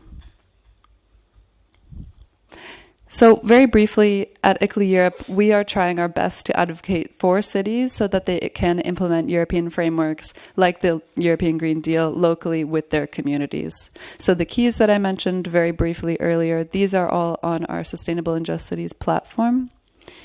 And what I would like to mention now that I have alluded to very briefly is our Just Transition paper that we have just put out, which outlines what we think a just transition really means for cities and towns. So we have it here. There's some by the door as well. But I'll just unpack a few of the points that we mentioned. So in this paper, we claim that cities need agency, new financial and legal frameworks, and to be enabled to work alongside national and EU leaders to implement their plans at the local level. What does this look like? So for cities, a just transition means forecasting and even preempting long-term challenges. So this could mean skill changes that will be needed while transitioning to a low-carbon economy, or it could mean redistributing the benefits and the cost of such a transition. It means claiming power for local governments, which is something that we have just mentioned, perhaps redirecting funds, for example. It means creating capacity within municipalities so that they know how to handle the challenges that are to come and the benefits that are to come. And also, we have one specific point in here on the European Green Deal, but making it local, which is why we're here right now. And finally, we can't forget to always have an intersectional participatory perspective and apply a social justice lens. Because we are not doing this just for the sake of the planet. We are transitioning so that we can have healthy and happy people and planet. So just to reemphasize that again, I think is important. And finally, I will wrap up just by saying that we like to see these events in a string of a continuum. This is not a one-off thing. We have next year a conference on the European Conference on Sustainable Cities and Towns, which is focusing precisely on how local green deals are the way to implement the European Green Deal and how cities are at the forefront of this, but of course, bringing in communities as well. So I will wrap up with that. I think that's enough of me talking, but I would just like to share our contact if you want to get in touch with us on the next slide. Perfect. All right, so that's us. Please get in touch if you're curious about our work, if you want to discuss more on the role of municipalities in these efforts. But I would like to actually stop talking now and hand it over to get more voices in the room.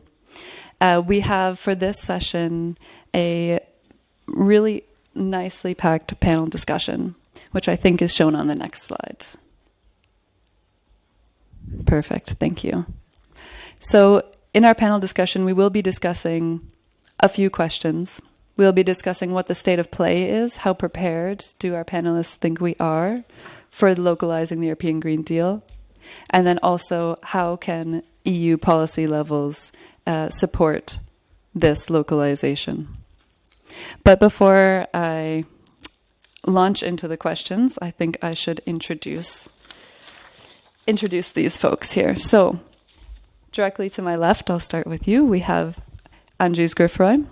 He is a member of the Flemish Parliament for the European Alliance and also a member of the Committee of the Regions, where he partakes in the Commission for Economic Policy and the Commission for Environment, Climate Change and Energy. And actually what's really relevant to this session as well is that in July he gave an opinion on fostering the potential and synergies of the EU Green Deal initiatives for regions and cities. Welcome, Andries. Next in line, we have Tom Mews, who is a Deputy Mayor of Antwerp, and also an ICLEI European Regional Executive Committee member. And Tom is the Vice Mayor, or the Deputy Mayor, as I said, of Antwerp, and it's Alderman of Social Affairs, Poverty Reduction, Social Economy, Environment, and Honorary Services, and focuses on areas such as energy poverty, decarbonizing buildings, and the just energy transition. Welcome to Tom. Who do we have next? Okay, and then further down the line, we have Marie-Hélène Pliot, and she is a transition support coordinator with the Collective for a Citizen Transition, which is a network of 33 movements committed to the social, ecological, and democratic transition. And she coordinates a team that supports individual, collective, and territorial transition dynamics. Hello, Marie. Actually, I should say bonjour because Marie will be speaking in French. So when it comes to her, we'll put our headphones on. And then finally, we have Piroshka Kalei, who is a member of the EESC Workers Group and a president of the Permanent Group on Sustainable Food Systems. We do also have an online guest, Sabrina Decker, who we are happy to have joining us. She is the City of Dublin Climate Action Coordinator and a climate change researcher holding a PhD in collaborative planning for climate resilience in cities. But I was informed that she was having some connection issues. We'll see if she can join us. Okay, good. So perhaps at the beginning, I would just like to give the floor to Piroshka Kalei to give an overview of her work at the EESC in relation to this topic, to open up the floor. Thank you. Thank you very much. Can you hear me? Yeah. Thank you very much for giving me the floor. Indeed, it's a great pleasure for us to co-organize this meeting with you here today. This is not the first time, actually. We've got long-standing relation with ECOLISE and the ICLEI as well. Allow me to say some words about the European Economic and Social Committee's role, because we have already heard about today about the Committee of Regions, but I think it's very important to emphasize our role as well, since we are, let's say, a bridge between the structured civil society and the EU institutions. So for us, or therefore for us, it's essential how to engage civil society, involving communities we are talking about today as well, into the decision-making processes. So that's why before I just raised my question regarding the European, the Food Policy Council, which was mentioned, because the EESC often serves as a convening place for different stakeholders, just to have the opportunity to bring different stakeholders together to make their voice heard. Okay, so regarding the European Green Deal, so now I'm going to speak about what we have already done in our reports, our opinions. So my opinion is based on the opinion of the committee. We are working in three groups: a workers group, employers, and different civil organizations group together. So actually the results of our opinion is always somehow a compromise. So regarding the European Green Deal and the implementation, so we really believe that for the successful implementation of the European Green Deal is necessary to involve in the decision-making processes public industry stakeholders and local communities as well. So let's cast our minds back to the fact that the impact on of environmental initiatives very often depends on how member states are ready or open to involve actively all parts of the society, including committees, communities, and citizens as well. We worked on the climate pact issue, which is a very good example for that. So it was a great opportunity, or it is a great opportunity to model a new innovative participatory approach. We can see that it supports and inspires actions already ongoing in civil society, cities, regions and communities as well. As we have already stated, in our opinion, the Climate Pact should enable and empower people to change systems, and this is what we really want to encourage people, to encourage citizens, to encourage civil society to make their voice or its voice heard. As regards the long-term vision of rural areas, we worked on several times.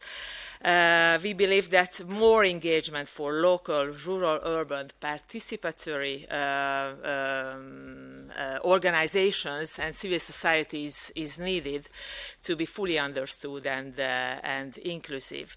What we support is that the Rural Pact must include local communities, besides local governments, local businesses, both private and not for profit. Indeed, there is need to work together in a local, democratic and social way, including all social partners. So this is what we always emphasize in our works. Another very important aspect of our work is that we were amongst first who called for the engagement of youth. So actually we really think that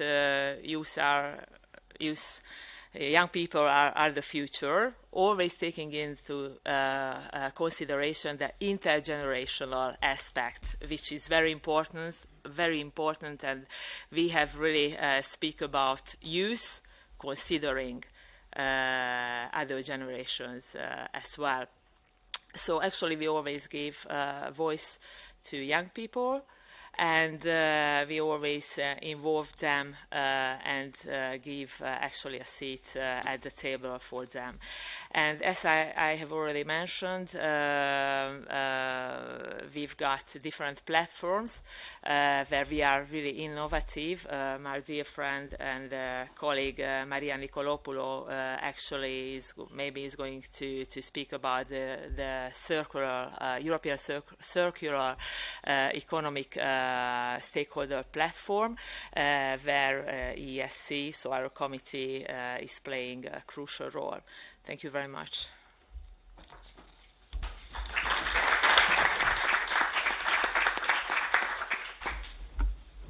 Okay, thank you for opening up the floor and for referencing the Climate Pact, which I think is a very promising way to engage everyone in the local or in the European Green Deal, and as well to reference youth specifically, which I think is the first time today.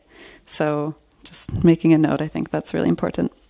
I would now give the microphone over perhaps to Tom, because you're closest to me right now, and to ask you what you think the state of play is right now regarding how well we are prepared on the ground for a successful localization of the European Green Deal.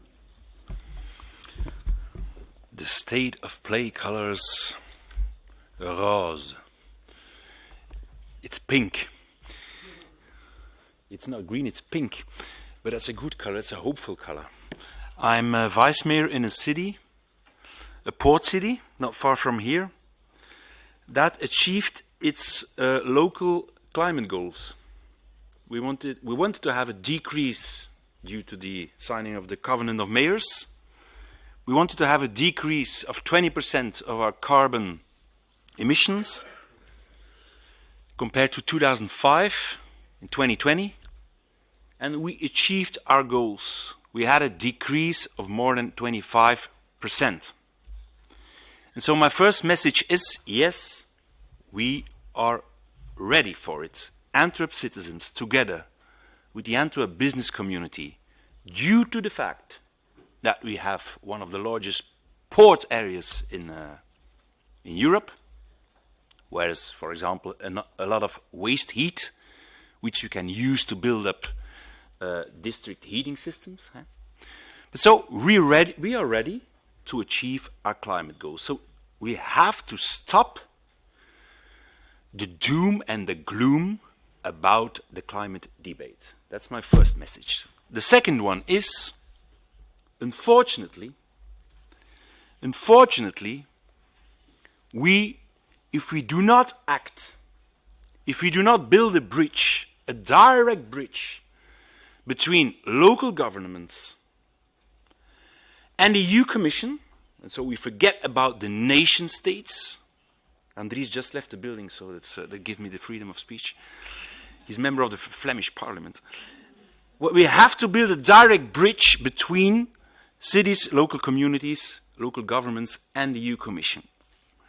If we do not do that, we won't be able to create the just transition. We are leaving people behind in the most awful way you can imagine. I just give you two figures. We have a tremendous good study in Belgium that figured out that 40%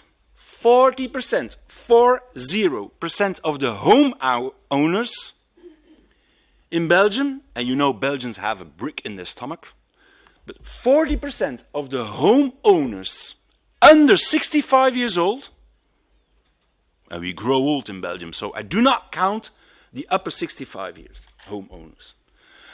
40% of the homeowners under 65 years old isn't able financially to renovate their building.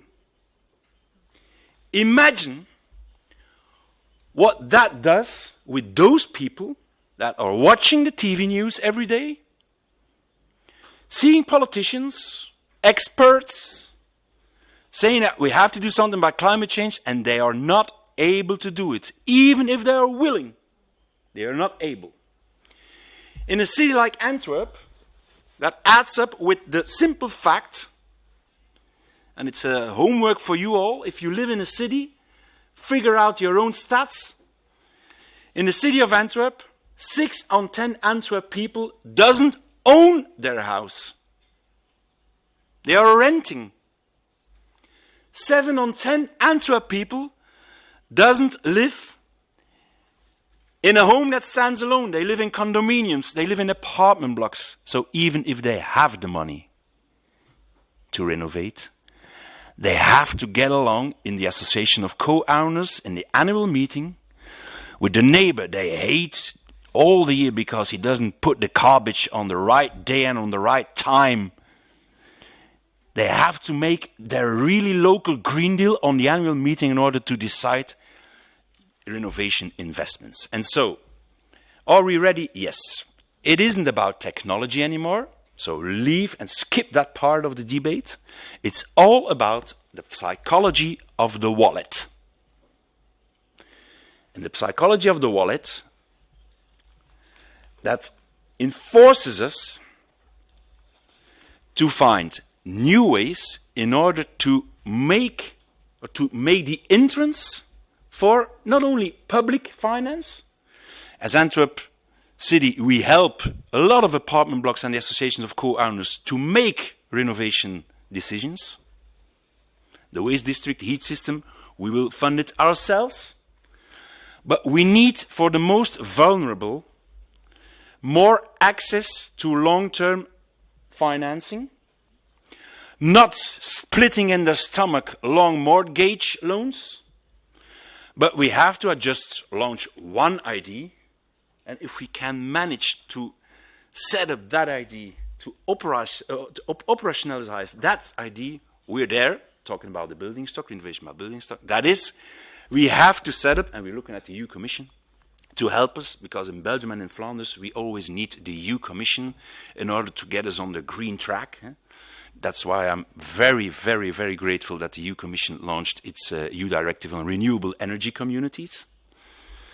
But so one idea, we have to find a solution, a pre-finance scheme, in order to make the vulnerable, to make it possible that they pay back investments or on their energy bill or on their taxes. So on bill or on tax repayment schemes, we really need it. It's a boring message. I know it's a very boring message.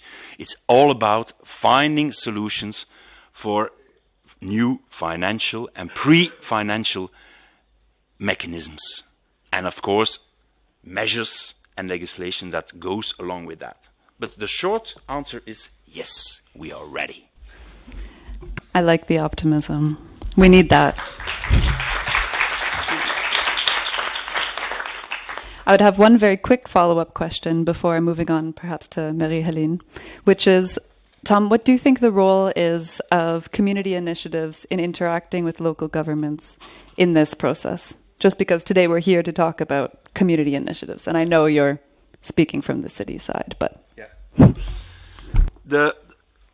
Well, let me give the question back. What is a community? I'm very, very grateful. I thank the Commission that they launched the EU mission strategy. We as Antwerp, we are part of that EU mission strategy. We are one of the 100 cities. But we did not subscribe with our city. That's a mad thing to do. Antwerp will not be climate neutral in 2030. We chose to subscribe on the mission city scheme with one of our neighborhoods.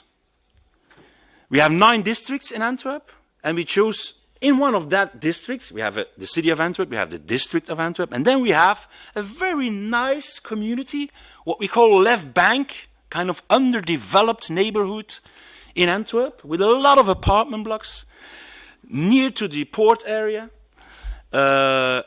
A nice piece of city, but with a lot of vulnerable people, 40% social apartments. And so we choose to subscribe with the Left Bank, the community which we call the Left Bank, in order to engage all those citizens, in order to get them on track, in order to motivate them, to power them, and to assure them that in 2030, we can be climate neutral, not in the Antwerp city, but in that part of our city. And that will motivate other Antwerp people, because of course, in those apartment blocks, a lot of apartment blocks there, we will find a solution in order to help all Antwerp people.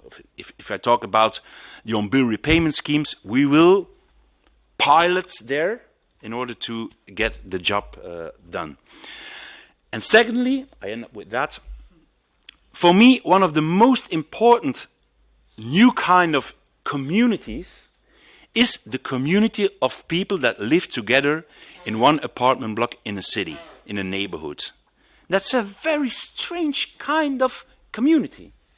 We're very strange kind of wallets, with thick wallets, with thin wallets, with no money, with a lot of money, with investors that do not live in the apartment block itself, but that are sometimes willing to invest, sometimes are not willing to invest.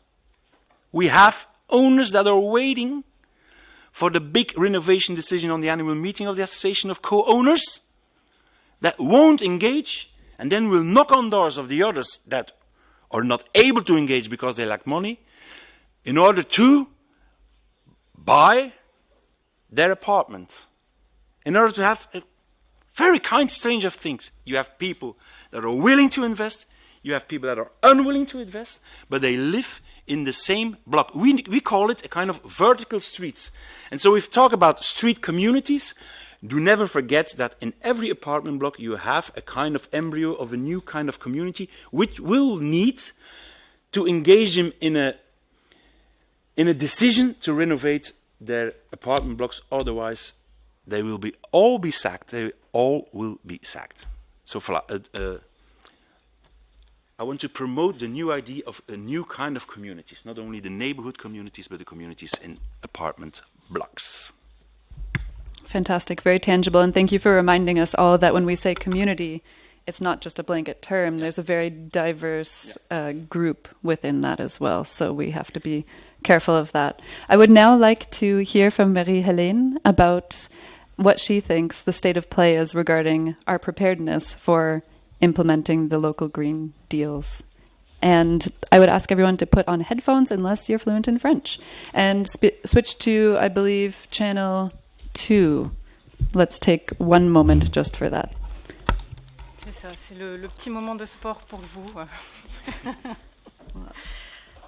Merci et désolé effectivement de ne pas parler. I'm sorry, I don't speak English fluently. For this subject, I would prefer to speak my microphone, please. Thank you. Can you hear me now? So to answer the question about what I think, whether we're ready or not on the ground, I would say that we are. I'm going to talk about different types of communities with regard to what I do within the Colibri movement with around 10 locations around the country. The Colibri movement is a citizen movement which supports people who want to work to change society to make it more environmentally friendly, more human. And to do this, we have different missions. We have a number of tools to accomplish a number of actions. For 15 years, whether in France or Belgium or Spain or wherever, we can see that there are thousands of initiatives driven by citizens. And it goes from local types of currency, education, habitat projects. There are even democratic issues. Lots of things are being done to try and change things. So for around 3 years, along with our partners, we've been looking at these initiatives and saying they're great, but they're often working in silos, not necessarily thematic silos, energy, food, housing, etc., but in terms of types of actors. So sometimes it's civil societies or citizen associations who are working on their own.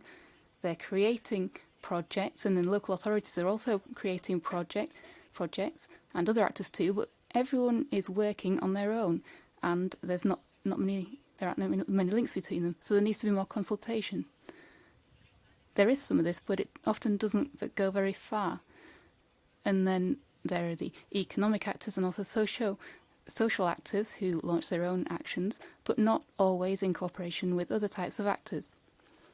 And so, in this context, 3 years ago we decided to launch a project called Territory for Experiments to take a combined approach in terms of themes and also in terms of the diversity of actors.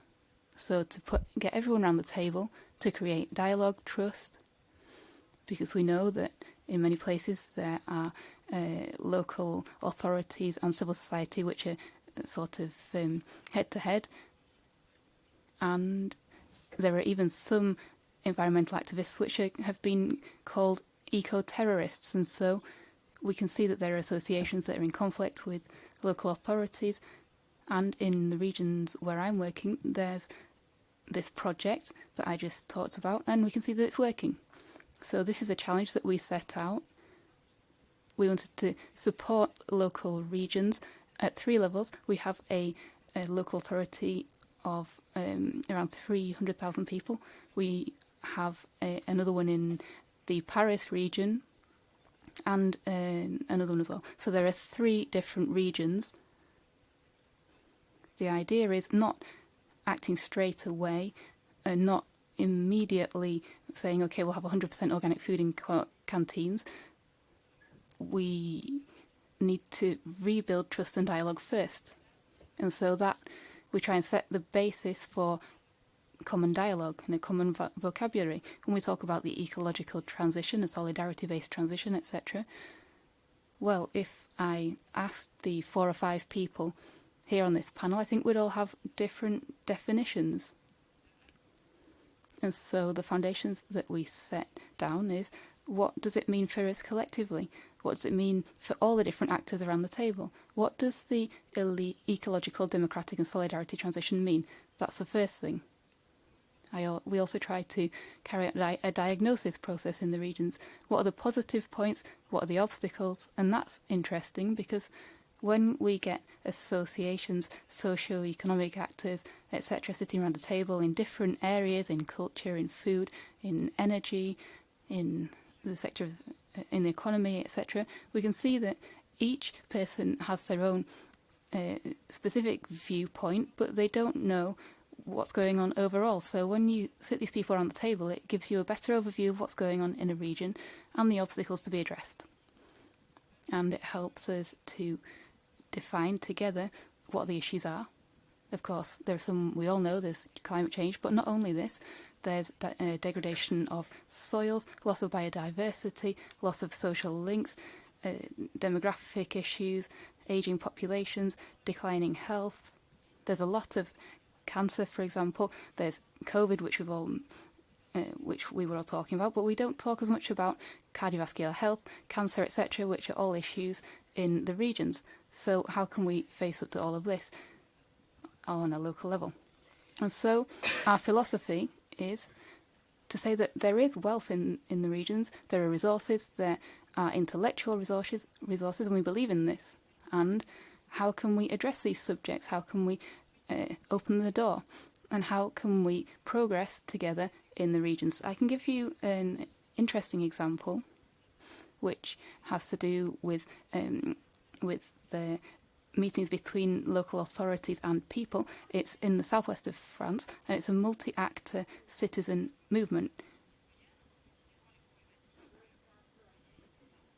It takes into account the climate issues, etc. And so what we've put in place with our partner is a sort of joint work process to mix political expertise and decision making and professional expertise such as legal, etc., and then the expertise of people who are working on the ground. And so together they set out a calendar, the way it would work, etc., and we set this up with 26 people. It was a little bit random because we wanted to have diversity. We didn't want it to be always the same people who are used to participating in these things. And so we sort of pulled some names out of a hat, as it were. We went door to door. We tried to explain to people what we were doing and how it would work. It took 3 full days from 9 to 5:30. For some groups, they had 10 2-hour sessions, or even more sometimes, and that gave a result which, firstly, the locally elected members looked at. There wasn't a huge amount of belief in this at first, but finally this pilot project was created, this territorial food project in this community, and we can see that it works. The resources need to be there, and that's perhaps a question to be looked at later. But it was possible because the Colibri movement had the financial means to support this local region. But if there are no financial resources, well, of course, it doesn't work. And there are very few initiatives, very few regions which can be supported in this reflection phase. There's a lot of funding to support projects, but there isn't funding to support this phase of dialogue and this phase of collective intelligence. Because dialogue is about thinking about a joint project, but also implementing it. And often we're too focused on the implementation and not the prior process. And so these projects aren't understood by the people living in the regions, and then they aren't launched. So that's what it's all about.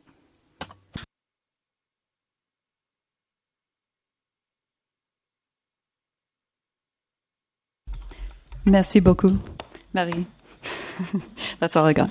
But thank you for showing us the need to have very skilled facilitators for this process of dialogue and trust building, such as yourself. And I think we would have a lot to learn from you and from this process. I would then turn to Andries Griffoy to perhaps give a brief account on his conception of how well we are prepared on the ground for the successful localization of the Green Deal. And perhaps I'll squeeze in the second question as well, because I think we're running behind on time, which is how can the EU levels better incentivize the implementation of the European Green Deal locally with governments and communities? Thank you. Thank you. Thank you to be here. Thank you to the organization to give me the opportunity also to a little bit explain what I have written down in my own initiative opinion as rapporteur, which has the title of Fostering the Potential and Synergies of the EU Energy and Climate Initiative for Regions and Cities. I started from what I've seen around myself. I'm a member of the Flemish Parliament, but of course I'm also talking with a lot of local authorities. I know, for example, very well the case of Antwerp, but also Antwerp is a big city, has a harbor, has a very important chemical cluster. But you have in Flanders also municipalities of 6,000 people, rural area. So the first thing is already that you see that even in our region, it's very diverse. What you also said, Marie, it's very diverse. Or you in your apartments, but you have that same in your region. That's the first problem that you see. Second problem is there are a lot of initiatives. Yours is, for example, a very good example, but you have also other ones. And some are working good together, some are partly sometimes overlapping, sometimes not. Some, let us say, mostly are funded by direct or indirect by the European Union. But if you look to the complete list, not all of them, for example, use the European flag in their letter or in their, let us say, in their website. Quite interesting. 3, you see a certain fatigue. It's too much. You know, maybe for Antwerp, they have some staff members who can work, let us say, fully dedicated on everything what has to do about that kind of projects. And because they are already started with the first project, they are in and they know how it works. So it's more easy to go to the second, the third, the fourth, and fifth project, and maybe with other organizations, etc. But let's just assume you're an average city of 30,000 people, and you don't have this staff member fully dedicated. So how to find your way in the whole spectrum? And then you see, if they started for the first time, they are scared about the whole process. It takes too long, it's too administrative, and they say, okay, no, we just wait. The silos is a problem. Also, the access to direct funding, I find it a real problem. You know, here in Belgium, it's quite okay. They sometimes say we have a very difficult and complex country with a lot of parliaments, etc. But at least we have the competence, for example, in the region, and if we have the competence and we ask, for example, 1 billion for supporting, etc., goes to the federal level goes to the European level, the money comes back to the federal level, and they are obliged, if the money comes in, to bring it to the regions and to bring it to the cities. You cannot say that's all in all the countries like that. For example, I know in Spain, it's not like that. It's not like that. For example, when the mayor of Sevilla said, I want to do something in my hometown, and he has a project, he goes to Madrid, and Madrid says, that's a nice project. He gets the money from European Union, comes back in Madrid, and Madrid says, oh, you know, we can also use it for something else. That's a pity then for the mayor of Sevilla. Yeah? So that's what I mean with direct funding. And of course, and that's for me a very important, and diversity is not always a disadvantage. Diversity means that if you go to a system bottom-up instead of top-down, also in your decision-making process, that you have to take into account that each region or each city is different. We are a flat region. We have no possibilities to have, let us say, waterfalls, etc. We don't have mountains. We don't have the space to put a lot of windmill or wind turbines. We don't have the space for that. But we have, for example, more possibilities if you talk about housing, if you talk about industry. So concerning hydrogen, we have more possibility around CO2, etc., etc. So each region is different. So then I proposed 5, let us say, as a conclusion in my report, I proposed 5 topics. First of all, more synergies and one visual identity. You know, if you talk about the SDGs, United Nations, you go to the website of the SDGs and you find all the SDGs. And if you want to have more, then you go on the website and you go always further and further and further. But you have one single entry point with the back office. I think that for the future, all the different organizations that we have now, that we have to find that they work behind one flag with one entry point. Secondly, of course, this facilitating the direct funding. That's logical. Third is the focus on the outcome and not on the process. And the outcome has to be like very practical things. I give you some examples from Flanders. We have in Flanders the local Green Deal. Each city, if you sign the contract with the government, then you can have some financial support. But then they ask you to, for each citizen, you have to plant an extra tree. Or 1 meter bike lane. Or doing renovation. Or, for example, each year you have to reduce the CO2 with 2.09%, each year cumulative, but only for this part which you are, as local authority, responsible for. And why is this important? Just take the example, for example, at Zaventem. They have an airport, but the local authority is not responsible and has not the competence to say something about the airport. Well, then it's very difficult to bring down each year with 2.09%. What did they say? Oh, you know, we cannot do anything. But if you say, no, it's about your buildings, it's about your mobility, it's about, etc., everything what you have to do, well, then they have no reason to say no. The fourth is, of course, this bottom-up principle, and I'm very eager to say that I cannot repeat that once again. I had once a discussion with Frans Timmermans. He said, yes, of course you are involved. You have to implement what I have decided. I said, no, that's not enough. We are not only the executors of what you have decided. I want to also be part of the decision-making process. That's the most important thing. And then it has to come bottom-up. And at least, I already said it a little bit in the first part, this one single entry point. It would make for all these local authorities and the regions much more easier if they can find on one IT platform all the different initiatives. And then after that, you have all the different back offices and contact numbers, etc., but you have at least one flag. Thank you.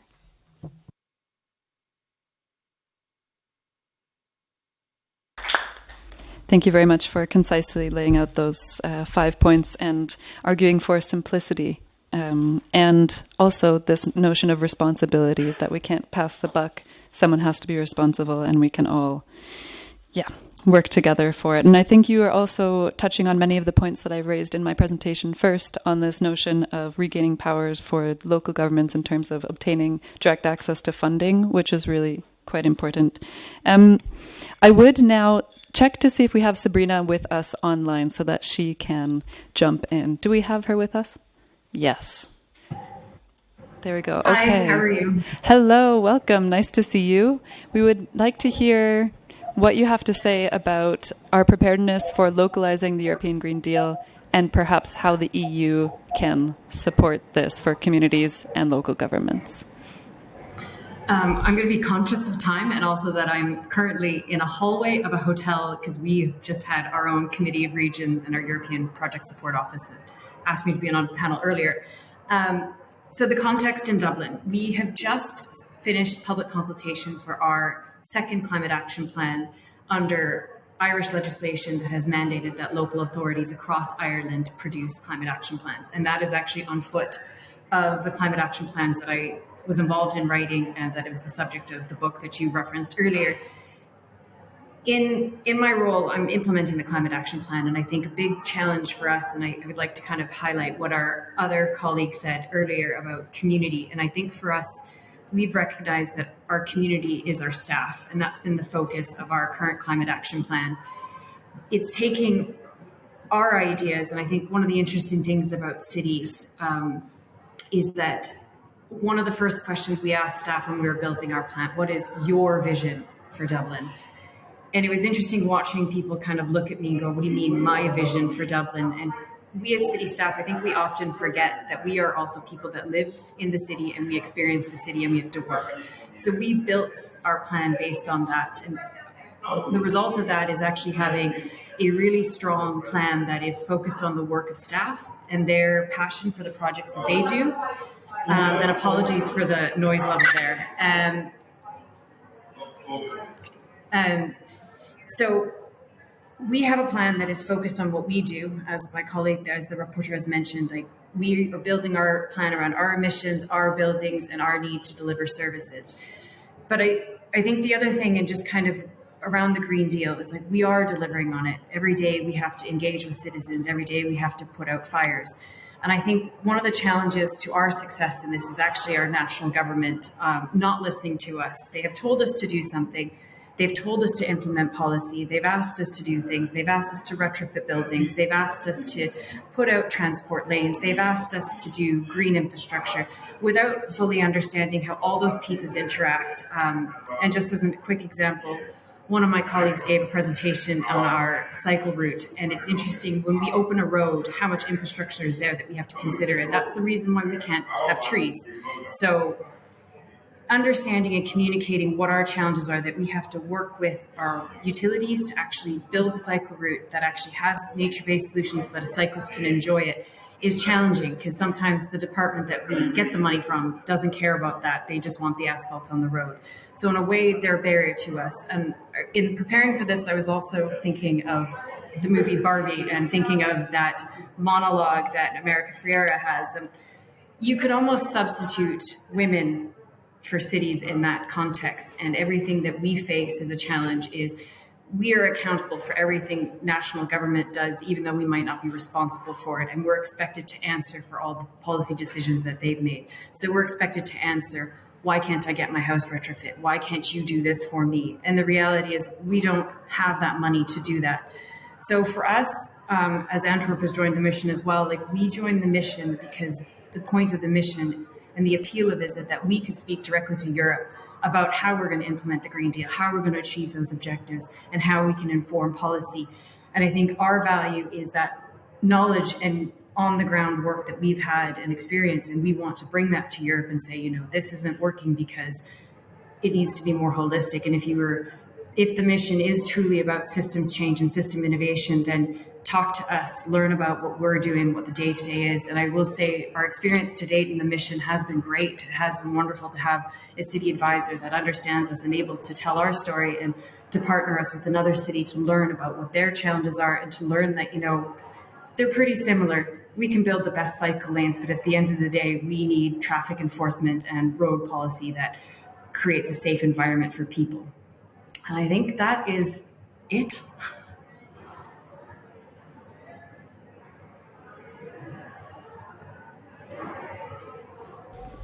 Thank you very much for giving us a reality check and a pop culture reference all in the span of 3 minutes. That's really valuable, Sabrina, to hear your voice there. And I'm sure I could ask many follow-up questions to you and as well to the rest of our panelists. But I see that in the interest of time, I think we should wrap up here, unless there are any final comments from my panelists. No. Okay. Do we have time for a question and answer, or should we move on to the next session? I think we should move on. I see a grimace over there. Okay. We're moving it along. Thank you very much to my panelists. Thank you for your time, your experience. Also to you, Sabrina. And to everyone else for their attention. And have a good rest of your afternoon. On to the next session. I have to stay in? Yes. Yes. Thank you all. I think we could have done that for much longer. Yeah.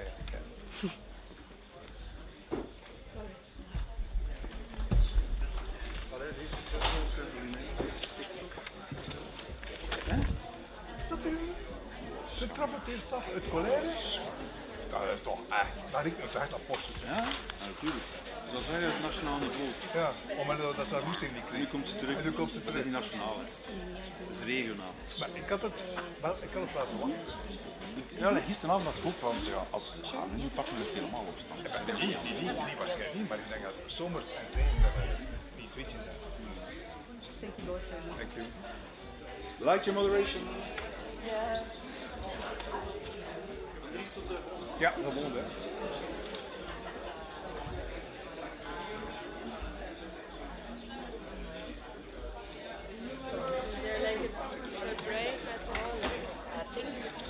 That's up to you. Did you announce? No. I think we can just switch positions, take 2 minutes.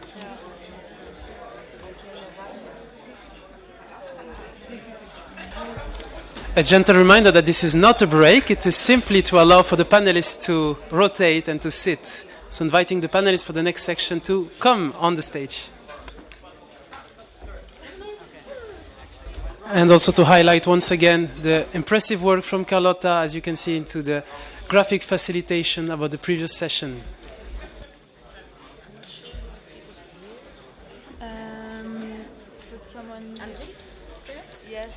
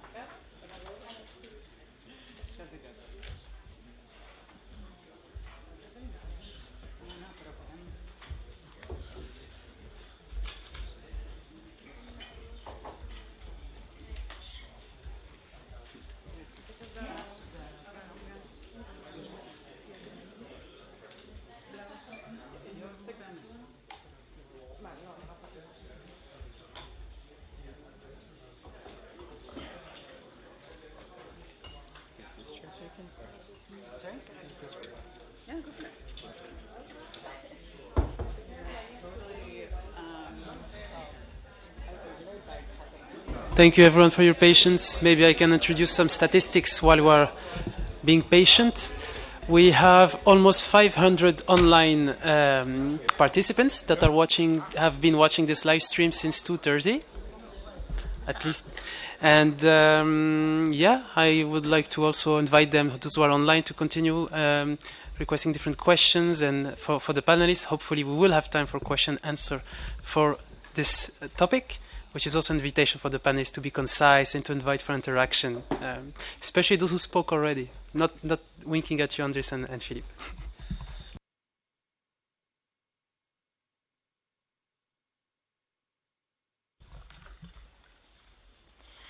So yeah, I would like to warmly invite you all to the last session of our really amazing event today. I really enjoyed the rich conversations that we had, very insightful, very diverse perspectives also from policymakers to local governments, people working on the ground. And now I'm really looking forward to wrap this event up with an outlook to the future, so that we can actually talk about what is needed to realize all these ideas that have been shared in light of the European elections that are coming up. And also the whole event is framed as a follow-up to the Beyond Growth conference. So the question for this panel that we would like to address is really how can we ensure the support of citizens and local governments for a strong and localized European Green Deal beyond growth. So coming back to the question of what does actually beyond growth mean in all of this context. And I think it's important that we remind ourselves here as well that it's not just about the operational questions of how to work together and how to collaborate and which policy changes we need, which is all of these are really important questions, but it's also about more fundamental questions of what is justice and why is it even necessary to think about a transformed system?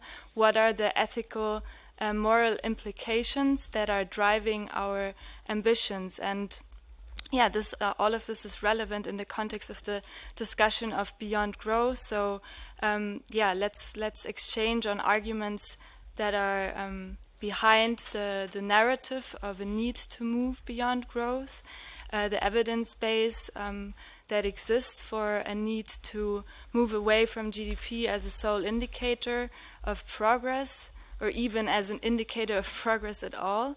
And yeah, let's talk about our levels of ambition and take into account a historical perspective and a global perspective of a strong European Green Deal, which is not just a question of how do we respond to these crises in Europe, but how do we do this in a way that it also resonates with the needs of the global population. So I'd like to introduce the panelists of this panel, starting with Maria Nicolopoulou, who is a member of the EESC. She holds the position of Vice President of the NET section on Agriculture, Rural Development and Environment, and of the Equality Group. She's a member of the steering group of the European Circular Economy Stakeholder Platform to foster the debate, map good practices, and strengthen engagement for a transformed economy. She's the president of the Association of the Development of Time Banks in Spain, and it's really great to have you with us here today. I'd also once again like to introduce Oscar. We already heard him today. Just a little bit more background here. Oscar Mooney is a sustainability research assistant at the University College Dublin, where he is doing research on the just transition, helping to build an interdisciplinary research network to analyze a just transition at local, national, and global levels, where values of equity are applied through a lens of intersectionality. Oscar, as we heard before, works for the NGO Cultivate that supports community-led initiatives also as enablers of a well-being economy, and Cultivate was also a co-founding member of the Wellbeing Economy Alliance Hub in Ireland. Then we have Erika Zárate. Erika is a Quechua Canadian activist and consultant working in the fields of community resilience, open governance, and political advocacy. She is a co-founder of the nonprofit corporation Resilience Earth, which accompanies communities and organizations in participatory and regenerative change processes. She is specialized in transformative education, intercultural facilitation, strategic planning, and human rights advocacy. Also, to you, Erika, it's really wonderful to have you here, and I'm looking forward to your presentation. Maria Sarah Olivella, we are so delighted to have you with us as well. You are a co-founder of the Fridays for Future group in Barcelona, and you have been a spokesperson since then. It is really important for us to also have the youth represented here on this panel, also to bring the perspective of youth climate activists into this discussion. And yeah, your further roles and accomplishments are also very impressive, being a European Climate Pact ambassador and also being a representative of the Earth Uprising youth climate movement, centering reparative justice and solutions for a just transition. So also great and important contributions that can be made in this context of the Beyond Growth debate. We already heard Andries Rifoy, so once again, also welcome to this discussion on the European elections as well. I'm sure you can also contribute to that in a meaningful manner. We are glad to have someone here who represents also the Committee of the Regions. And yeah, you are also with the European Alliance that is promoting the principle of subsidiarity and citizens' participation. So it's also an interesting touch on this whole debate. Yeah, and you've already, it has been mentioned before that you've also written an opinion on the European Green Deal, and it would be great to hear more from you on that. And finally, Philippe Lamberts, I'm so happy to have you with us again. We already heard you in the morning with a great opening statement. Once again, for everyone, Philippe Lamberts is the co-president of the European Greens. He has been elected into the European Parliament already in 2009 and since then has been a member of the European Parliament. He is currently in his third and last term as an MEP, and he is determined to put the Greens at the center of the European political stage. So he's fighting for an ambitious Green Deal to tackle the global poly-crisis. And we have heard already he's the co-organizer of the Beyond Growth Conference, which was a very relevant political event that was in the European Parliament in this year, which was a cross-party coalition of 20 members of the European Parliament that brought together also a range of partner organizations and researchers to discuss post-growth policy recommendations and the evidence base behind those. So now I would like to start with some presentations before we then go into the panel discussion. So I'm handing it over for the first presentation by Erika. Erika, please share with us your political vision of a European way of life beyond growth. Thanks a lot. Yes.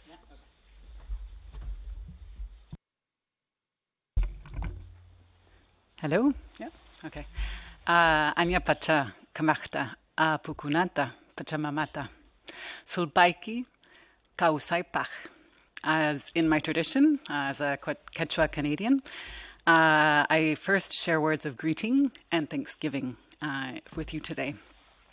So my name is Erika, and I work with a nonprofit cooperative called Resilience Earth, and we accompany the creation of and consolidation of community-led initiatives. And today I will share with you a story, there we go, perfect, of La Garrocha, where I live and where we have our cooperative based, but more and more we're starting to accompany other regions as well. Perfect. So a little bit of La Garrocha at a glance. Oops. Just a second. So this is a region that we started working in intentionally and intensively about 7 years ago, but it already had a lot of key ingredients to really make it a place of great potential for accelerated transformation towards climate resilience. Just really briefly, it's a volcanic region, has more biodiversity than all of the UK. It has 21 municipalities, but a very small population, 56,000 people. And it has both rural and industry coexisting, which is quite unique. All right, so after working for more than a decade in different war zones, myself and 3 other colleagues, all of us human rights activists, we moved to La Garrocha. 3 of them were from La Garrocha. And we started a nonprofit cooperative called Resilience Earth and also a community center called Núria Social. There you go. So our mission was to accompany the creation and consolidation of over 400, consolidation of community-led initiatives. So that was our focus. And over the first 2 years, we accompanied through incubation processes and startups, et cetera, community initiatives that ended up totaling to date over 400 in just this small region as well as the neighboring regions. And we also were able to, just if you can go back. So this was really, really significant shift in the ecosystem of La Garrocha because it was both civil society led, but also more and more supported by local governments. All right, so after this initial period of accompanying community-led initiatives, we were able to reach critical mass. And this critical mass was able to convince some local governments to engage in participatory democracy processes that are focused on bioregional resilience. So we've heard a lot about the importance of participatory democracy and how that could be that can act as a leverage point for accelerating bioregional resilience. And in fact, in the case of La Garrocha, this was what happened. In just a couple short years,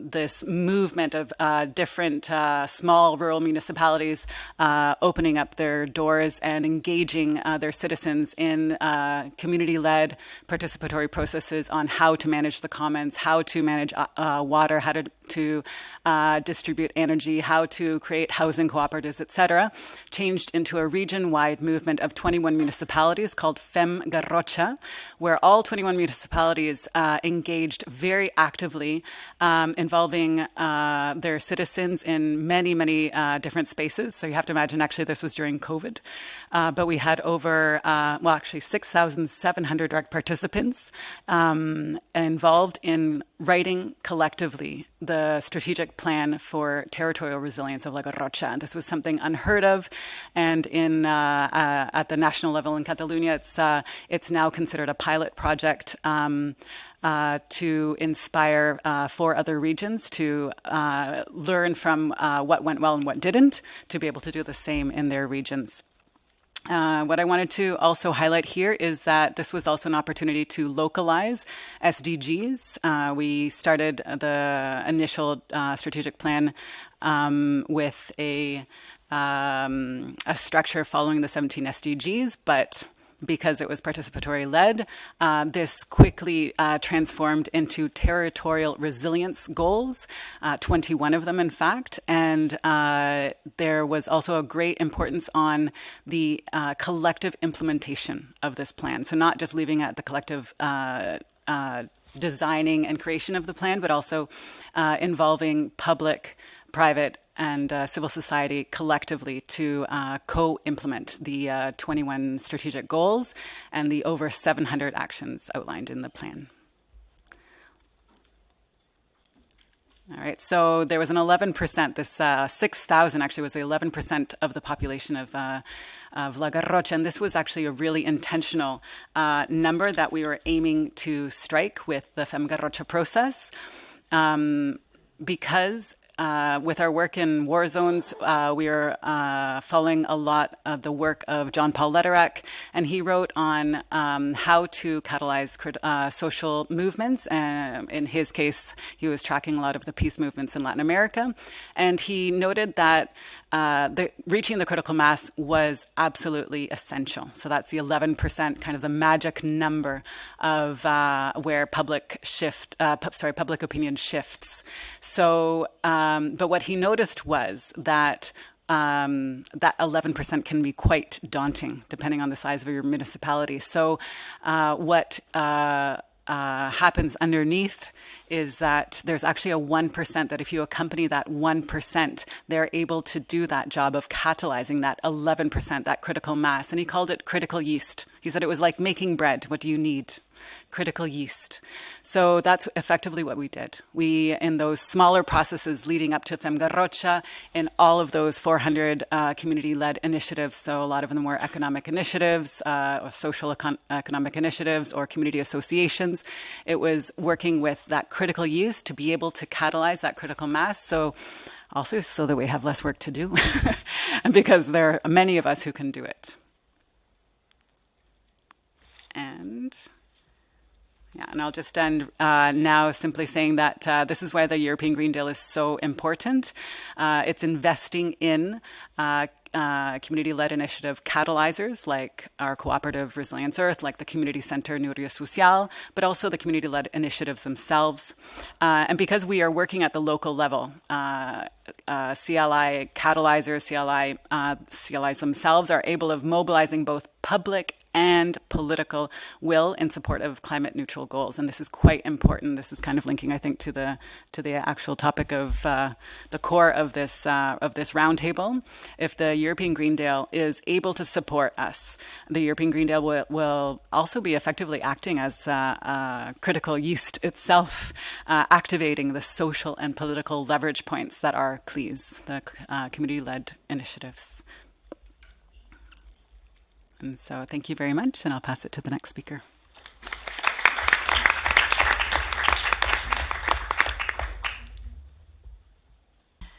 Thank you so much, Erika, for sharing your insights from your local territorial collaborations. It's really great to see also how you brought the framework of the SDGs from the global perspective down to the local and territorial space, because we need to also localize our economies, and so it's really great to see how you can link those concepts up with each other. Thank you so much.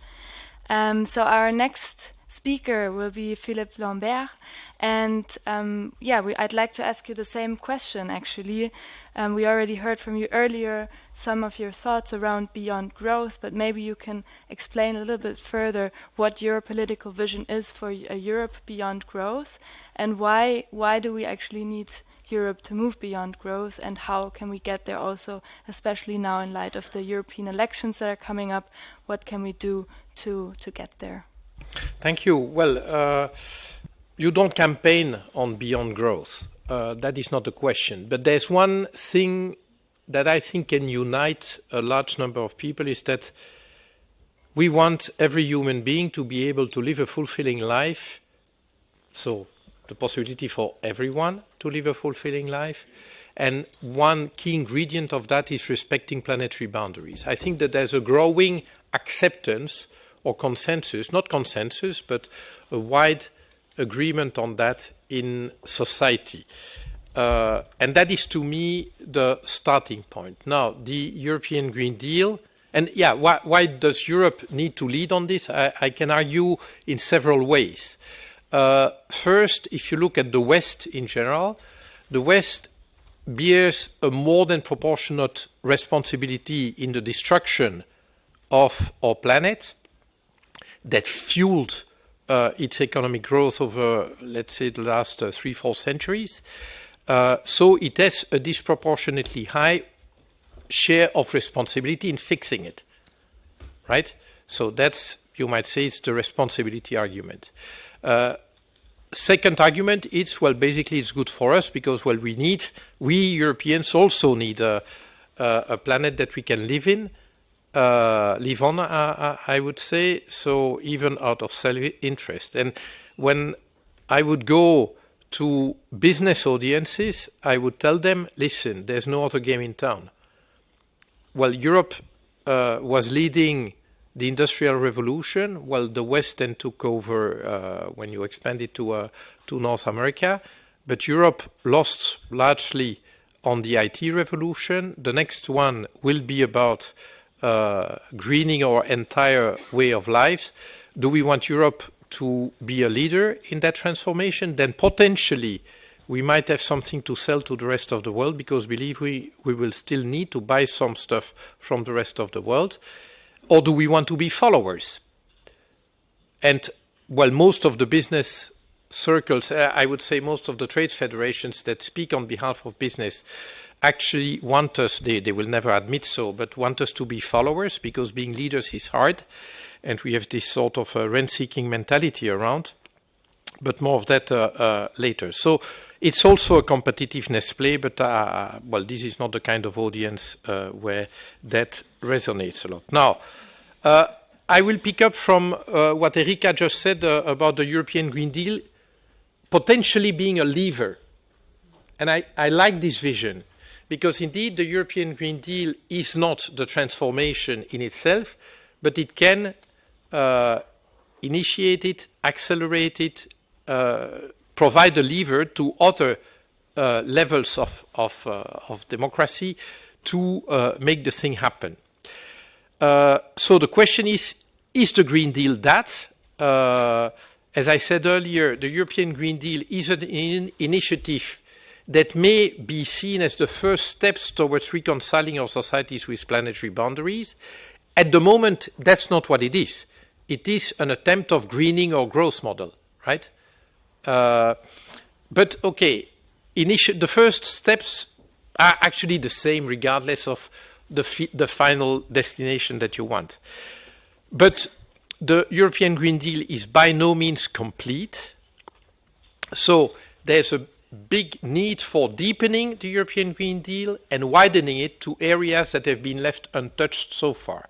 And I would say, if I look at everything linked to agriculture, fisheries, forestry, this is really a taboo area so far for the European Green Deal. But there's many other aspects. But so the key question is, are we going to see beyond the election of 2024 a deepening and a widening of the Green Deal, or a first-class burial of the European Green Deal? And no one can say that in advance. What I can say is this. One, when the European leaders, that's what I said earlier, appointed Ursula von der Leyen as candidate president of the Commission, no one of them asked her to launch the European Green Deal, right? There was not a single one of them asking or expecting that from her. I can say that when a tiny majority of the European Parliament gave her the position, so 9 votes majority, not a lot of her own political groups did not support her, and my group voted against her, right? But none of those who voted for her asked her for European Green Deal. You have to keep that in mind. The majorities, the political majorities, were not asking for this. Now, why is it that the first steps of the Green Deal have been adopted with a majority in the Council and in the Parliament? Because politically, at that time, it was just not done saying no to that. Many of them would have preferred the European Green Deal not to be put on the table. But once it was on the table, saying no to it was politically costly, or seen as politically costly back then. But today, with inflation, with war, well, it's much easier to call for a pause, a moratorium, in the name of competitiveness and all the rest of it. So the forces that never wanted the Green Deal in the first place feel more authorized to say, well, we've had enough of this, right? We've gone too far, too fast, you know, we need to digest all this, and actually these are delaying tactics to actually kill it, right? And certainly not lead it to really fundamentally transform our economies. So that is a question. And, you know, there's many people who think that you vote left, you vote right, you get the same policies. And that has led to a lot of disenchantment with elections, but also that has led many people to then let's try something else. Mostly extreme right, but sometimes extreme left as well. Huh? Let's see whether we get something different. What I want to say is that majorities will matter. It will make a difference whether you have basically a majority that is composed by liberals, European People's Party, helped by the far-right groups, and you might say, yeah, but that is politically infeasible. Well, these are the majorities that we have in Finland. These are the majorities that we have in Sweden. This is the majority that we have in Italy, not the liberals, it's EPP and far right. These are majorities that you could already see around a number of countries. If that becomes the overwhelming tendency next year in the European election, you can wave bye-bye to the European Green Deal. You may keep it in name, but that's going to be it.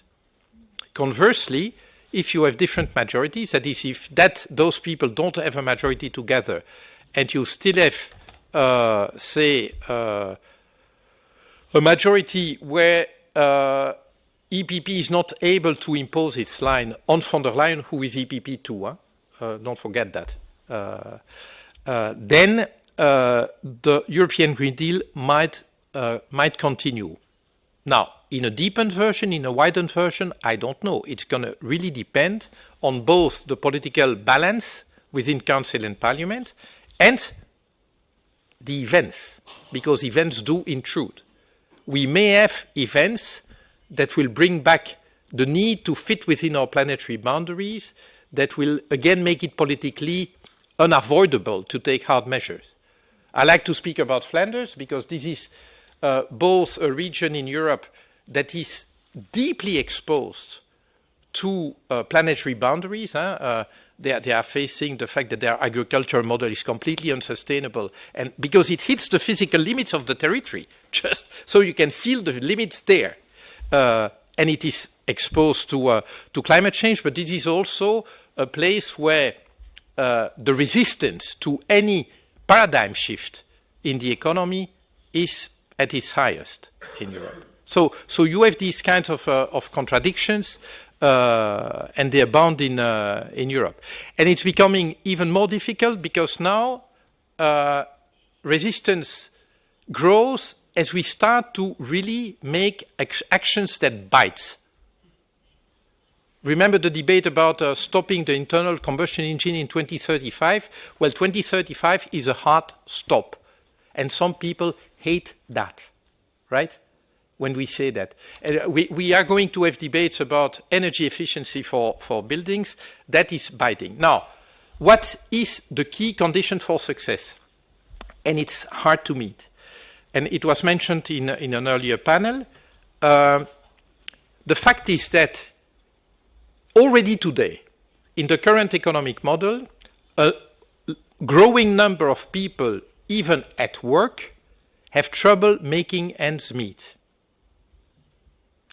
And like it or not, living through the transition will make the cost of goods and services more expensive.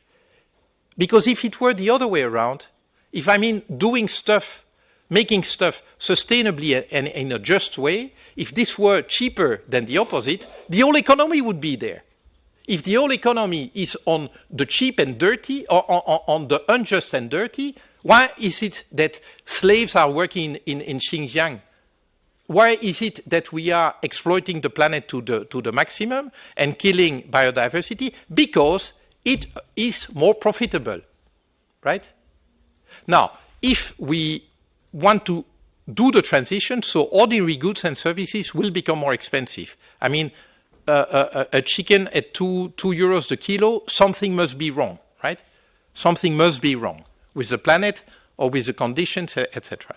So, you cannot have widespread popular support for the Green Deal if you are not making sure that people can afford to live in a post-transition world. And that demands very deep transformations of the taxation system, of the social security system, of the public services, so that all these become more just, right? This is not the way we've been going the last 40 years. It's the opposite, right? The problem is that you have the impulsion for the Green Deal from the top, from the European level. You have a lot of, and that's what you have been discussing today, bottom-up initiatives trying to do stuff concretely at local level.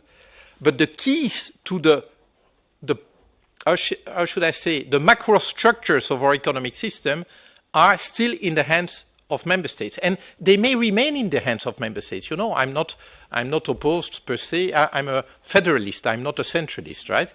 But the fact is that all the levers that can achieve more social justice, more income justice, right, are national.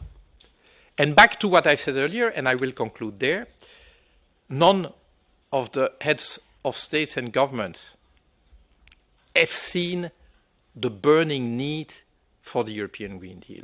So if they don't see the burning need for it, why on earth would they advocate fiscal reforms in the sense of taxation reforms, social security reforms, all these kinds of reforms that would indeed enable everyone to live well in a post-transition world? Why would they? Because if they don't really want a Green Deal, why would they start taxing the rich more? Because they've always said the opposite. And I don't see any motivation there. See in Belgium how difficult it was actually to achieve a non-fiscal reform.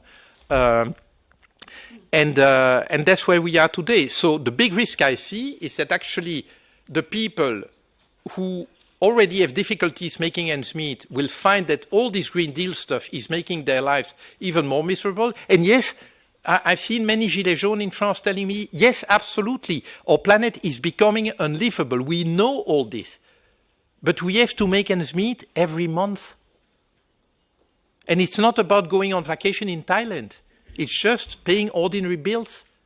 And no, I cannot afford to replace my car, and I cannot afford not to have a car, because living downtown where my job is just unaffordable, right? And if you don't fix this contradiction between environmental policy and taxation and social policy, then you will have the Gilets jaunes to the fourth power. Thank you. And that will kill the European Thank you so much, Philippe. It was really inspiring to hear all of this. Great points and addressing really all of the questions that we also have for this panel. And so I don't need to speak. you are, you are already answered all of it, and it was really inspiring to hear. And thank you so much for sharing your analysis. Certainly, the affordability argument is a big point, and the responsibility of Europe in the globe. We need to address that in an effective manner. So thank you so much for sharing.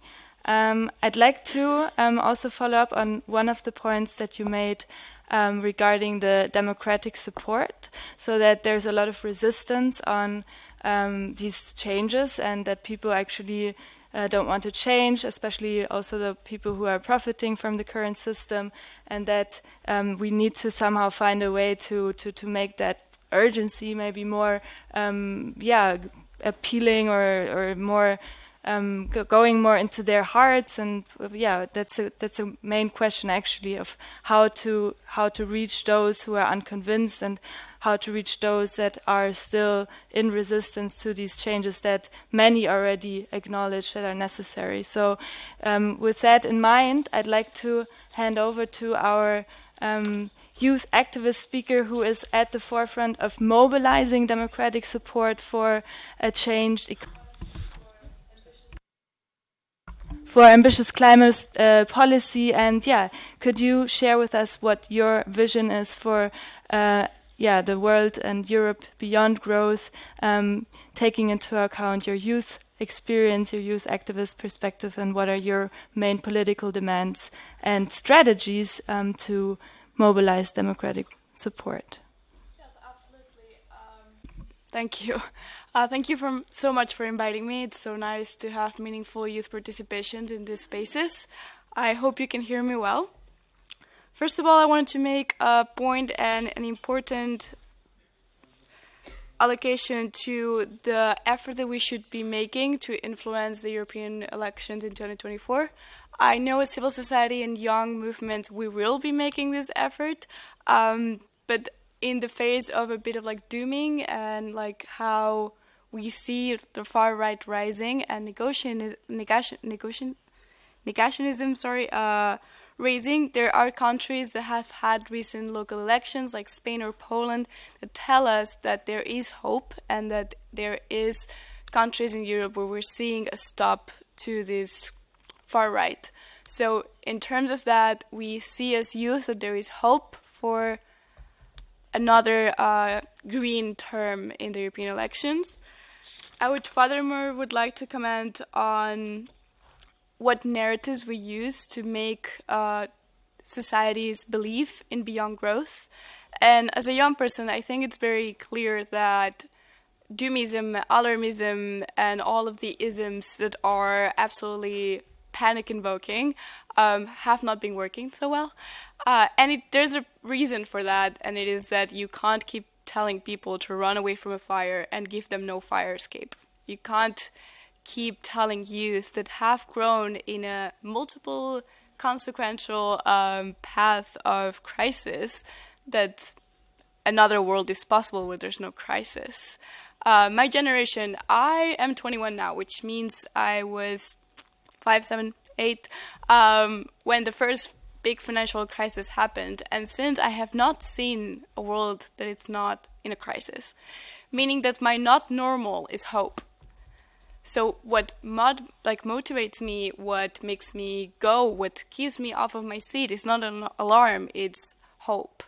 My generation is not missing fear, it's missing a way to go to, it's missing a path to follow, and opportunities to do so. I think it's very important to highlight how we have to constantly choose between making a dignifying living, like being able to get out of our parents' house before the age of 30, or our future. I do not want to work, I do not want to have to work for companies that are against my future. I should be able to work and be able to give opportunities that are in alignment with a better future for myself and for my generation.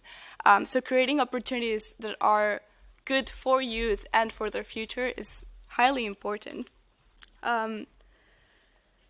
Also, I think that as a generation, we are a walking proof that growth is not happiness. If anything, we have learned from my generation that we have been given and fed iPhones since we were 12. Believe me, is that doesn't make us happier. We are the most depressed generation in centuries. So there is proof that just giving us consumerism and meaningless action is not making us happy. On the contrary, we are screaming and crying for change, and we have for years now. So it's very important to remember that the mental health crisis that the youth is facing is deeply rooted in climate crisis also. It's very hard to not be depressed when all you see ahead of you are flames. So again, working towards a better future for youth solves mental health crisis, and the mental health crisis per se is an indicator that we need to do that. What do we demand to the EU? Ambition. I think we need to know that you did your absolute best. And whatever the outcome is, we need to know you did your best. And that is being a leader.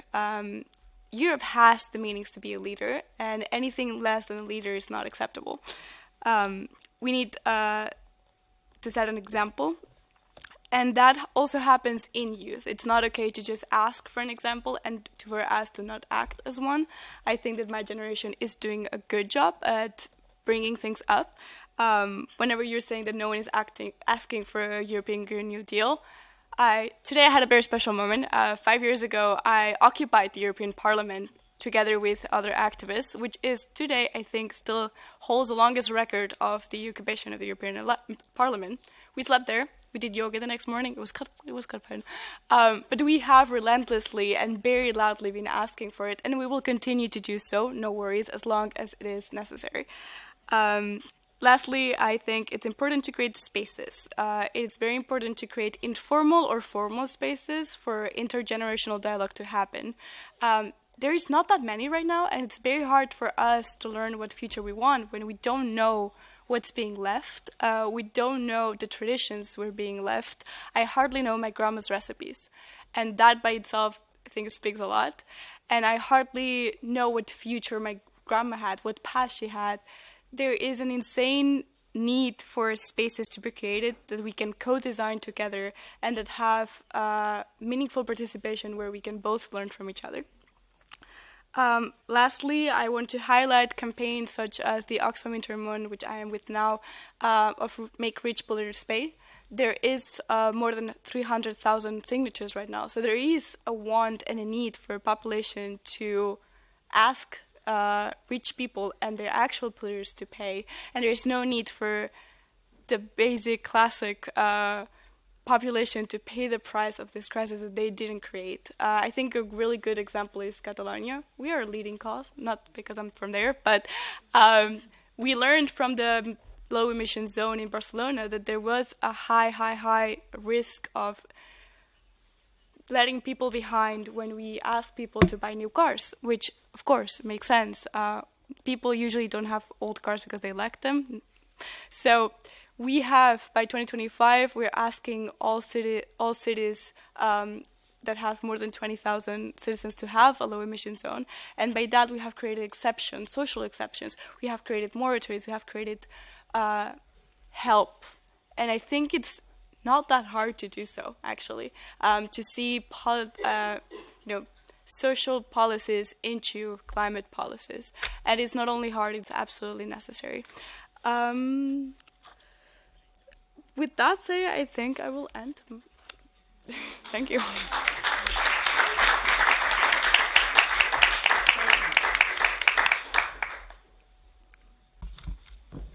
Thank you so much, Maria. Really insightful speech. And yeah, it's about hope, but it's also about being very strict in the demands on the policy makers and basically on the rest of society, on anyone who has a say and who can contribute to the change, to really do our best to make those changes happen through our own activism, but then everyone needs to play their part. So thanks a lot for sharing that. I'd like to continue with Oscar Mooney. Since you also mentioned hope as being a main ingredient for change, Oscar Mooney, you are also here to represent the community-led initiatives. You have been telling us already more about your perspective from Informed by Research on the just transition, and I'd like to follow up on that with you and like to hear your main reasoning for a political vision for Europe to move beyond growth And what is the well-being economy actually on the ground, and what do community-led initiatives contribute to realizing well-being economies already? Yes, so I'll answer this also with the interest of time. I mean, we heard from Philippe Lamberts about how people tend to resist the idea of a Green Deal because they feel like they'll have to pay more, and they will eventually just take away from their gradual sense of security, sense of place, reduction of jobs, potential loss of culture as well. So, generally from certain areas of the population, there's been a huge amount of resistance to this, and you can think about that as spatially distributed in terms of areas where mining coal, provided a huge amount of jobs, or areas where peat cutting as well, such as in the Midlands of Ireland, also provided a huge amount of jobs. So there's this kind of distribution of spatial injustice across Europe going on that is generally associated with the move to a low-carbon economy. Going back to the manifesto and to the idea of community-led initiatives, within community-led initiatives are ideas and innovations which contribute to the benefit of people's lives. It's not that communities kind of go and they innovate and they make their lives potentially worse. No, they work and they try and actually make it better, and they do this through changing food systems, they do this through changing their energy systems, and they do this through changing their housing systems and their relationships to nature, among many other things. So if you take inspiration from documents like these and essentially the principles of implementations which kind of underlie it, you see a kind of different way of relating to the world and the world around you. If we were to talk about something that might be an immediate pressing issue that is what people around Europe are facing, how a community might essentially respond to something like the housing crisis might be through some kind of housing cooperative. And that would work within the means and bounds of those people who have less income to provide them housing, which essentially supports them, and their basic human needs, So a response that comes to the community also aligns with the resources that community needs. Now, with what we're talking about within the manifesto is to actually get support through these kind of initiatives that have these kind of qualities through policy and funding. So I do understand that with time I want to finish up, but essentially to explore the foundations, what are like the basic conceptions of community-led initiatives, and work towards those, and just to finish off, when we talk about this in relation to climate change and decarbonization, sometimes the gold standard could be something like, community-owned energy. Doing a community energy project is hugely difficult. Where are the supports for that in terms of policy?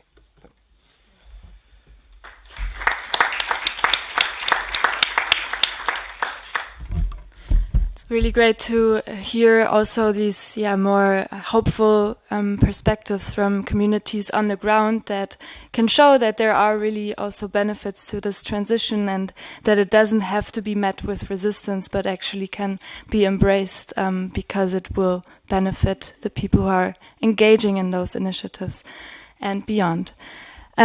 So moving on to our last questions, because we also need to watch the time, I'd like to ask another question this time. The question is about the European Green Deal and the European elections, which we also heard some perspectives on already. And the question goes to Maria Nicolopoulou, and I'd like to ask you, what do you think in terms of the European Green Deal? Will it be strengthened in the phase of the European elections, or are you also concerned that it will be weakened and that the political division and the interests of far-right political actors will actually influence it in a negative way? Thank you very much. Do you prefer a positive or a negative answer? Because I can give you both, actually. I mean, it can go both ways. We know that, basically. So it is important the results of the elections will determine if there is a majority of pro-Green Deal MEPs that will push things forward or not.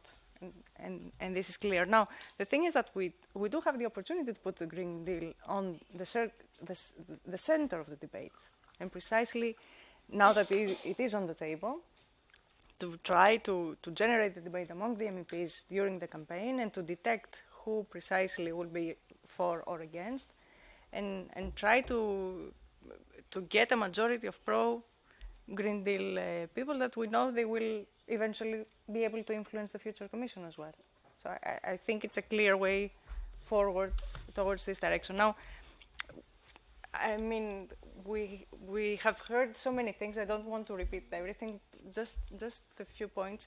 We have seen a lot of mobilization from the civil society. We have seen a lot of debates and campaigns and everything. Now, what's important now for me is to convert all this social movement into transforming into voting. And I'm especially looking at the youth, which they tend to have quite a high abstention from the elections. We need youth, and we need the whole of society that they are already converted to be able to influence the people around them, and precisely break this mantra and this generalization that all politicians are the same, because we know they're not the same. We know it in here because we speak with them.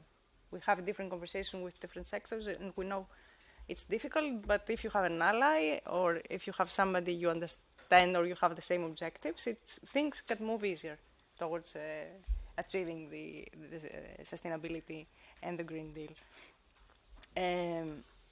Now, this is something that we always repeat in the EESC when we're talking about sustainability and when we're talking about the Green Deal.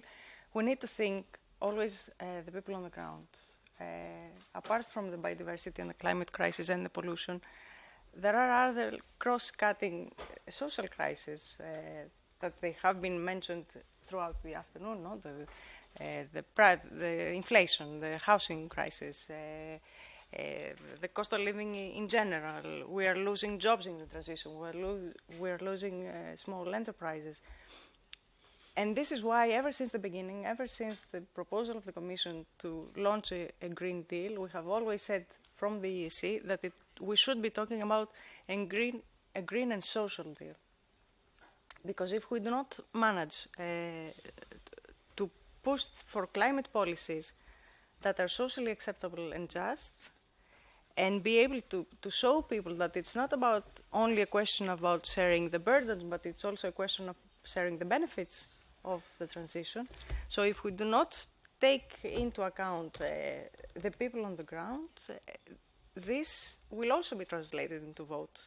And this will go towards the direction that Maria was saying, the extreme right, people who do not believe in the Green Deal, and this will take us many, many years back.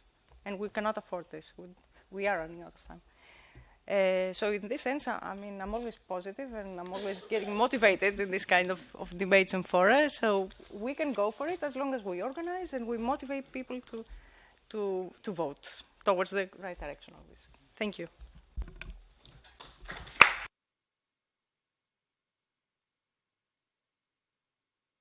Thank you, Maria. Great to hear another very hopeful perspective and some practical steps towards those. And next, I'd like to hand over to Andries Griffoy, who has been a rapporteur on the opinion on the European Green Deal at local levels. So I'm sure you also have some thoughts on the European Green Deal and the elections coming up, and I'd like to hear from your perspective what your major concerns are with regards to the implementation of the European Green Deal and how those can be overcome. Thank you. First of all, I'd like to invite Mr. Lamberts to Flanders, where he can learn that, you know, that we are... I'm going to Flanders regularly. What do you think? Where you can learn that our region is at the third place if you talk about installed power wind turbines per 1,000 citizens. We are on the third place if you talk about installed power solar panels for 1,000 citizens. That's not the question. I have the floor. Yeah. Thank you. So we have no message if you are blaming other regions. What I have said already in the previous topic, we are all different. You cannot compare us, for example, with Catalonia, where you have more nature, where you have more mountains, etc. And you have also industry, of course. But the main topic is the Green Deal enough democratic? And we are going to elections, and elections are democracy.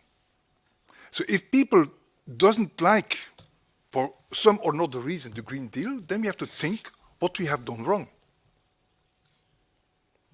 And I think there are some topics. Like I already said, where is my bottom-up approach? People feel it like it's not inclusive, it's not social, and they feel that they have to pay for something what they cannot afford for it. The low emission zone is one, but the other one is also the electrification. For a lot of people, it's quite expensive to pay it. But maybe we can handle it. But maybe then we have more listen to the lowest level, which is for me the local authorities and the regional authorities. And not, excuse me, but in Flanders we have a budget. We have to control our budget. It's easy also for a European Parliament to make some directives, but you're not responsible for a budget. So that's the main issue, that you have to go more to your member states, and the member states have to go to the regional or to the local authorities. That's for me very important. And so long that you cannot have all these different making decisions level into your decisions, you will always have a huge percentage of people who say, I cannot follow. And this is nothing about denying the climate problem. There's nothing to do about that.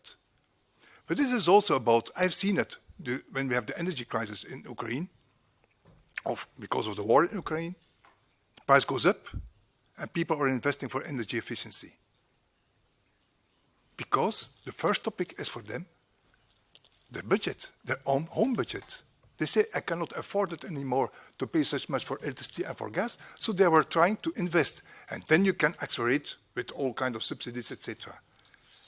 And then you see that, of course, it's also good for another thing. It's of course good for the climate. And it's also, of course also very good to be less dependent from unstable regions from outside of Europe. And we are moving now from a fossil dependency to a rare metal dependency. I need my battery, but my battery is not coming from the inside, from Europe. I need these raw materials that will come from Africa, dominated by China, etc., etc. And so we are once again back in a dependency, which is not a fossil, but a new technology dependency. And this is very tricky for me because, and that's for me the base principle, besides a bottom-up approach, we have to be more efficient. Why electrical car has to be that weight? Because I need a big battery. Why can we not do it with a smaller battery? Why can we not think about circular economy? We have to be innovative on these parts so that we are, once again, as Europe, strong. And now we are, in fact, not strong anymore if you compare it, for example. If you look to, we had a trade mission to Australia. Australia has a lot of raw materials that we can use, a lot. You know what Australia said? We keep it for ourselves. So we cannot count on them. So for me, the two base principles, and so long that it's not really, and for me that's democracy. If other parties said, okay, we will go in that direction, for me the Green Deal has not to be disappear, of course not. If it will be strengthened, well, I would say the first thing that maybe we have to do is just to finish what you have promised, or to have put in rules. That's for me the first. And it has to be social, inclusive, bottom-up, and first think about efficiency.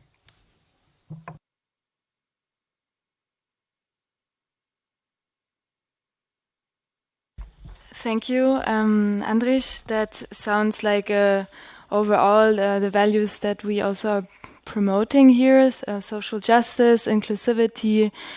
So the question really is, how come is there still so much political division, if there are also some commonalities, some common perspectives that are shared. And maybe we can close this panel also with the last question that I also have now to you, Erika, since everyone else has already been asked a question. Maybe you can share also from your perspective of working with communities, with different members who have different backgrounds, have different interests, who want different things and are not always on the same page of how things should develop. And maybe, could you share with us some insights on how to address these issues of conflict and political division and how to move beyond these divisions?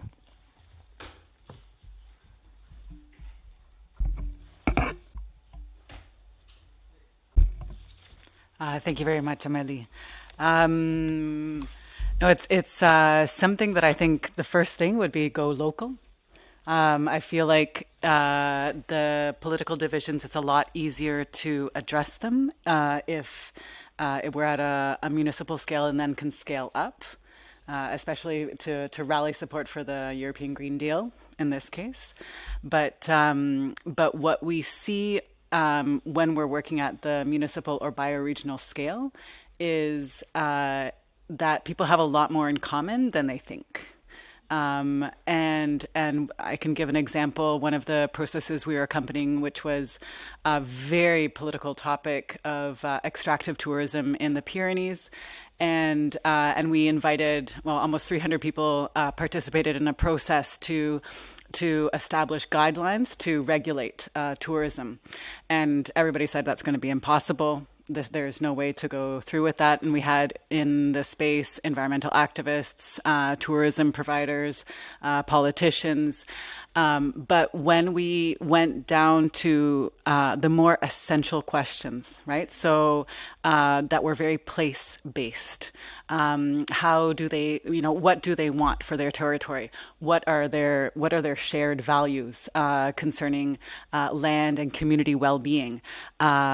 All of a sudden, all of those differences and barriers started to fall down, and we were able to start from, okay, what are the common agreements here? And from there, and I would actually agree with actually what both of you were saying, the Catalan contingent here, that when you provide a space for people to reflect, to connect with the issues, but not from the doom and gloom perspective, but from a co-creative place, also rallying common points and celebrating diversity in the identity that ideally is place-based.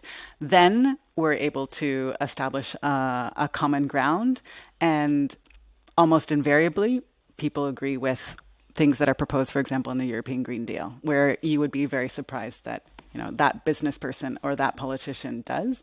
But when you're given that space for dialogue, real dialogue to happen, that engages all of the sectors and ask the deeper questions that can create common rallying points, then that can happen. Yeah.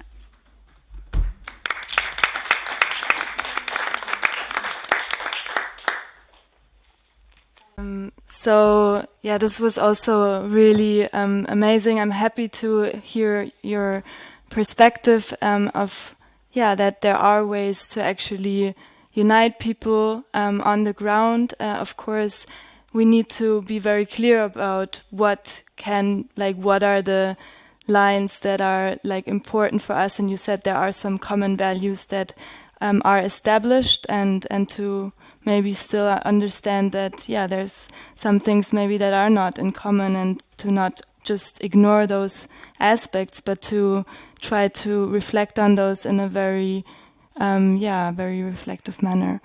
I would love to ask more questions, and I would also love for more participants to respond, but it's close to 6:30, so I'm just wondering, Caro, maybe you can let me know if we should close it now. Yeah, okay. Then I'm sorry that there wasn't an opportunity to respond for this last piece. And thanks everyone for this wonderful conference. I was really I'm really, really glad to have you all here with us, the participants online, the great panelists that we had today, all the amazing work that has been presented, and this really fruitful debate that we had, and a lot more, of course, needs to follow from this. So I really hope we can lay with this event the foundation for further collaboration. And thank you especially to the organizers from the EESC, from ICLEI, from ECOLISE, from the team and council and the members, everyone who contributed. It was really a pleasure to be here with you today. Thank you.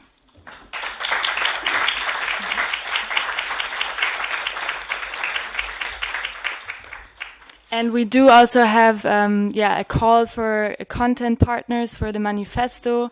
So once again, this is our time for collective action manifesto, and you're very welcome to sign it and to become content partners so that we can collectively advocate for a political vision beyond growth towards the European elections. Thank you so much.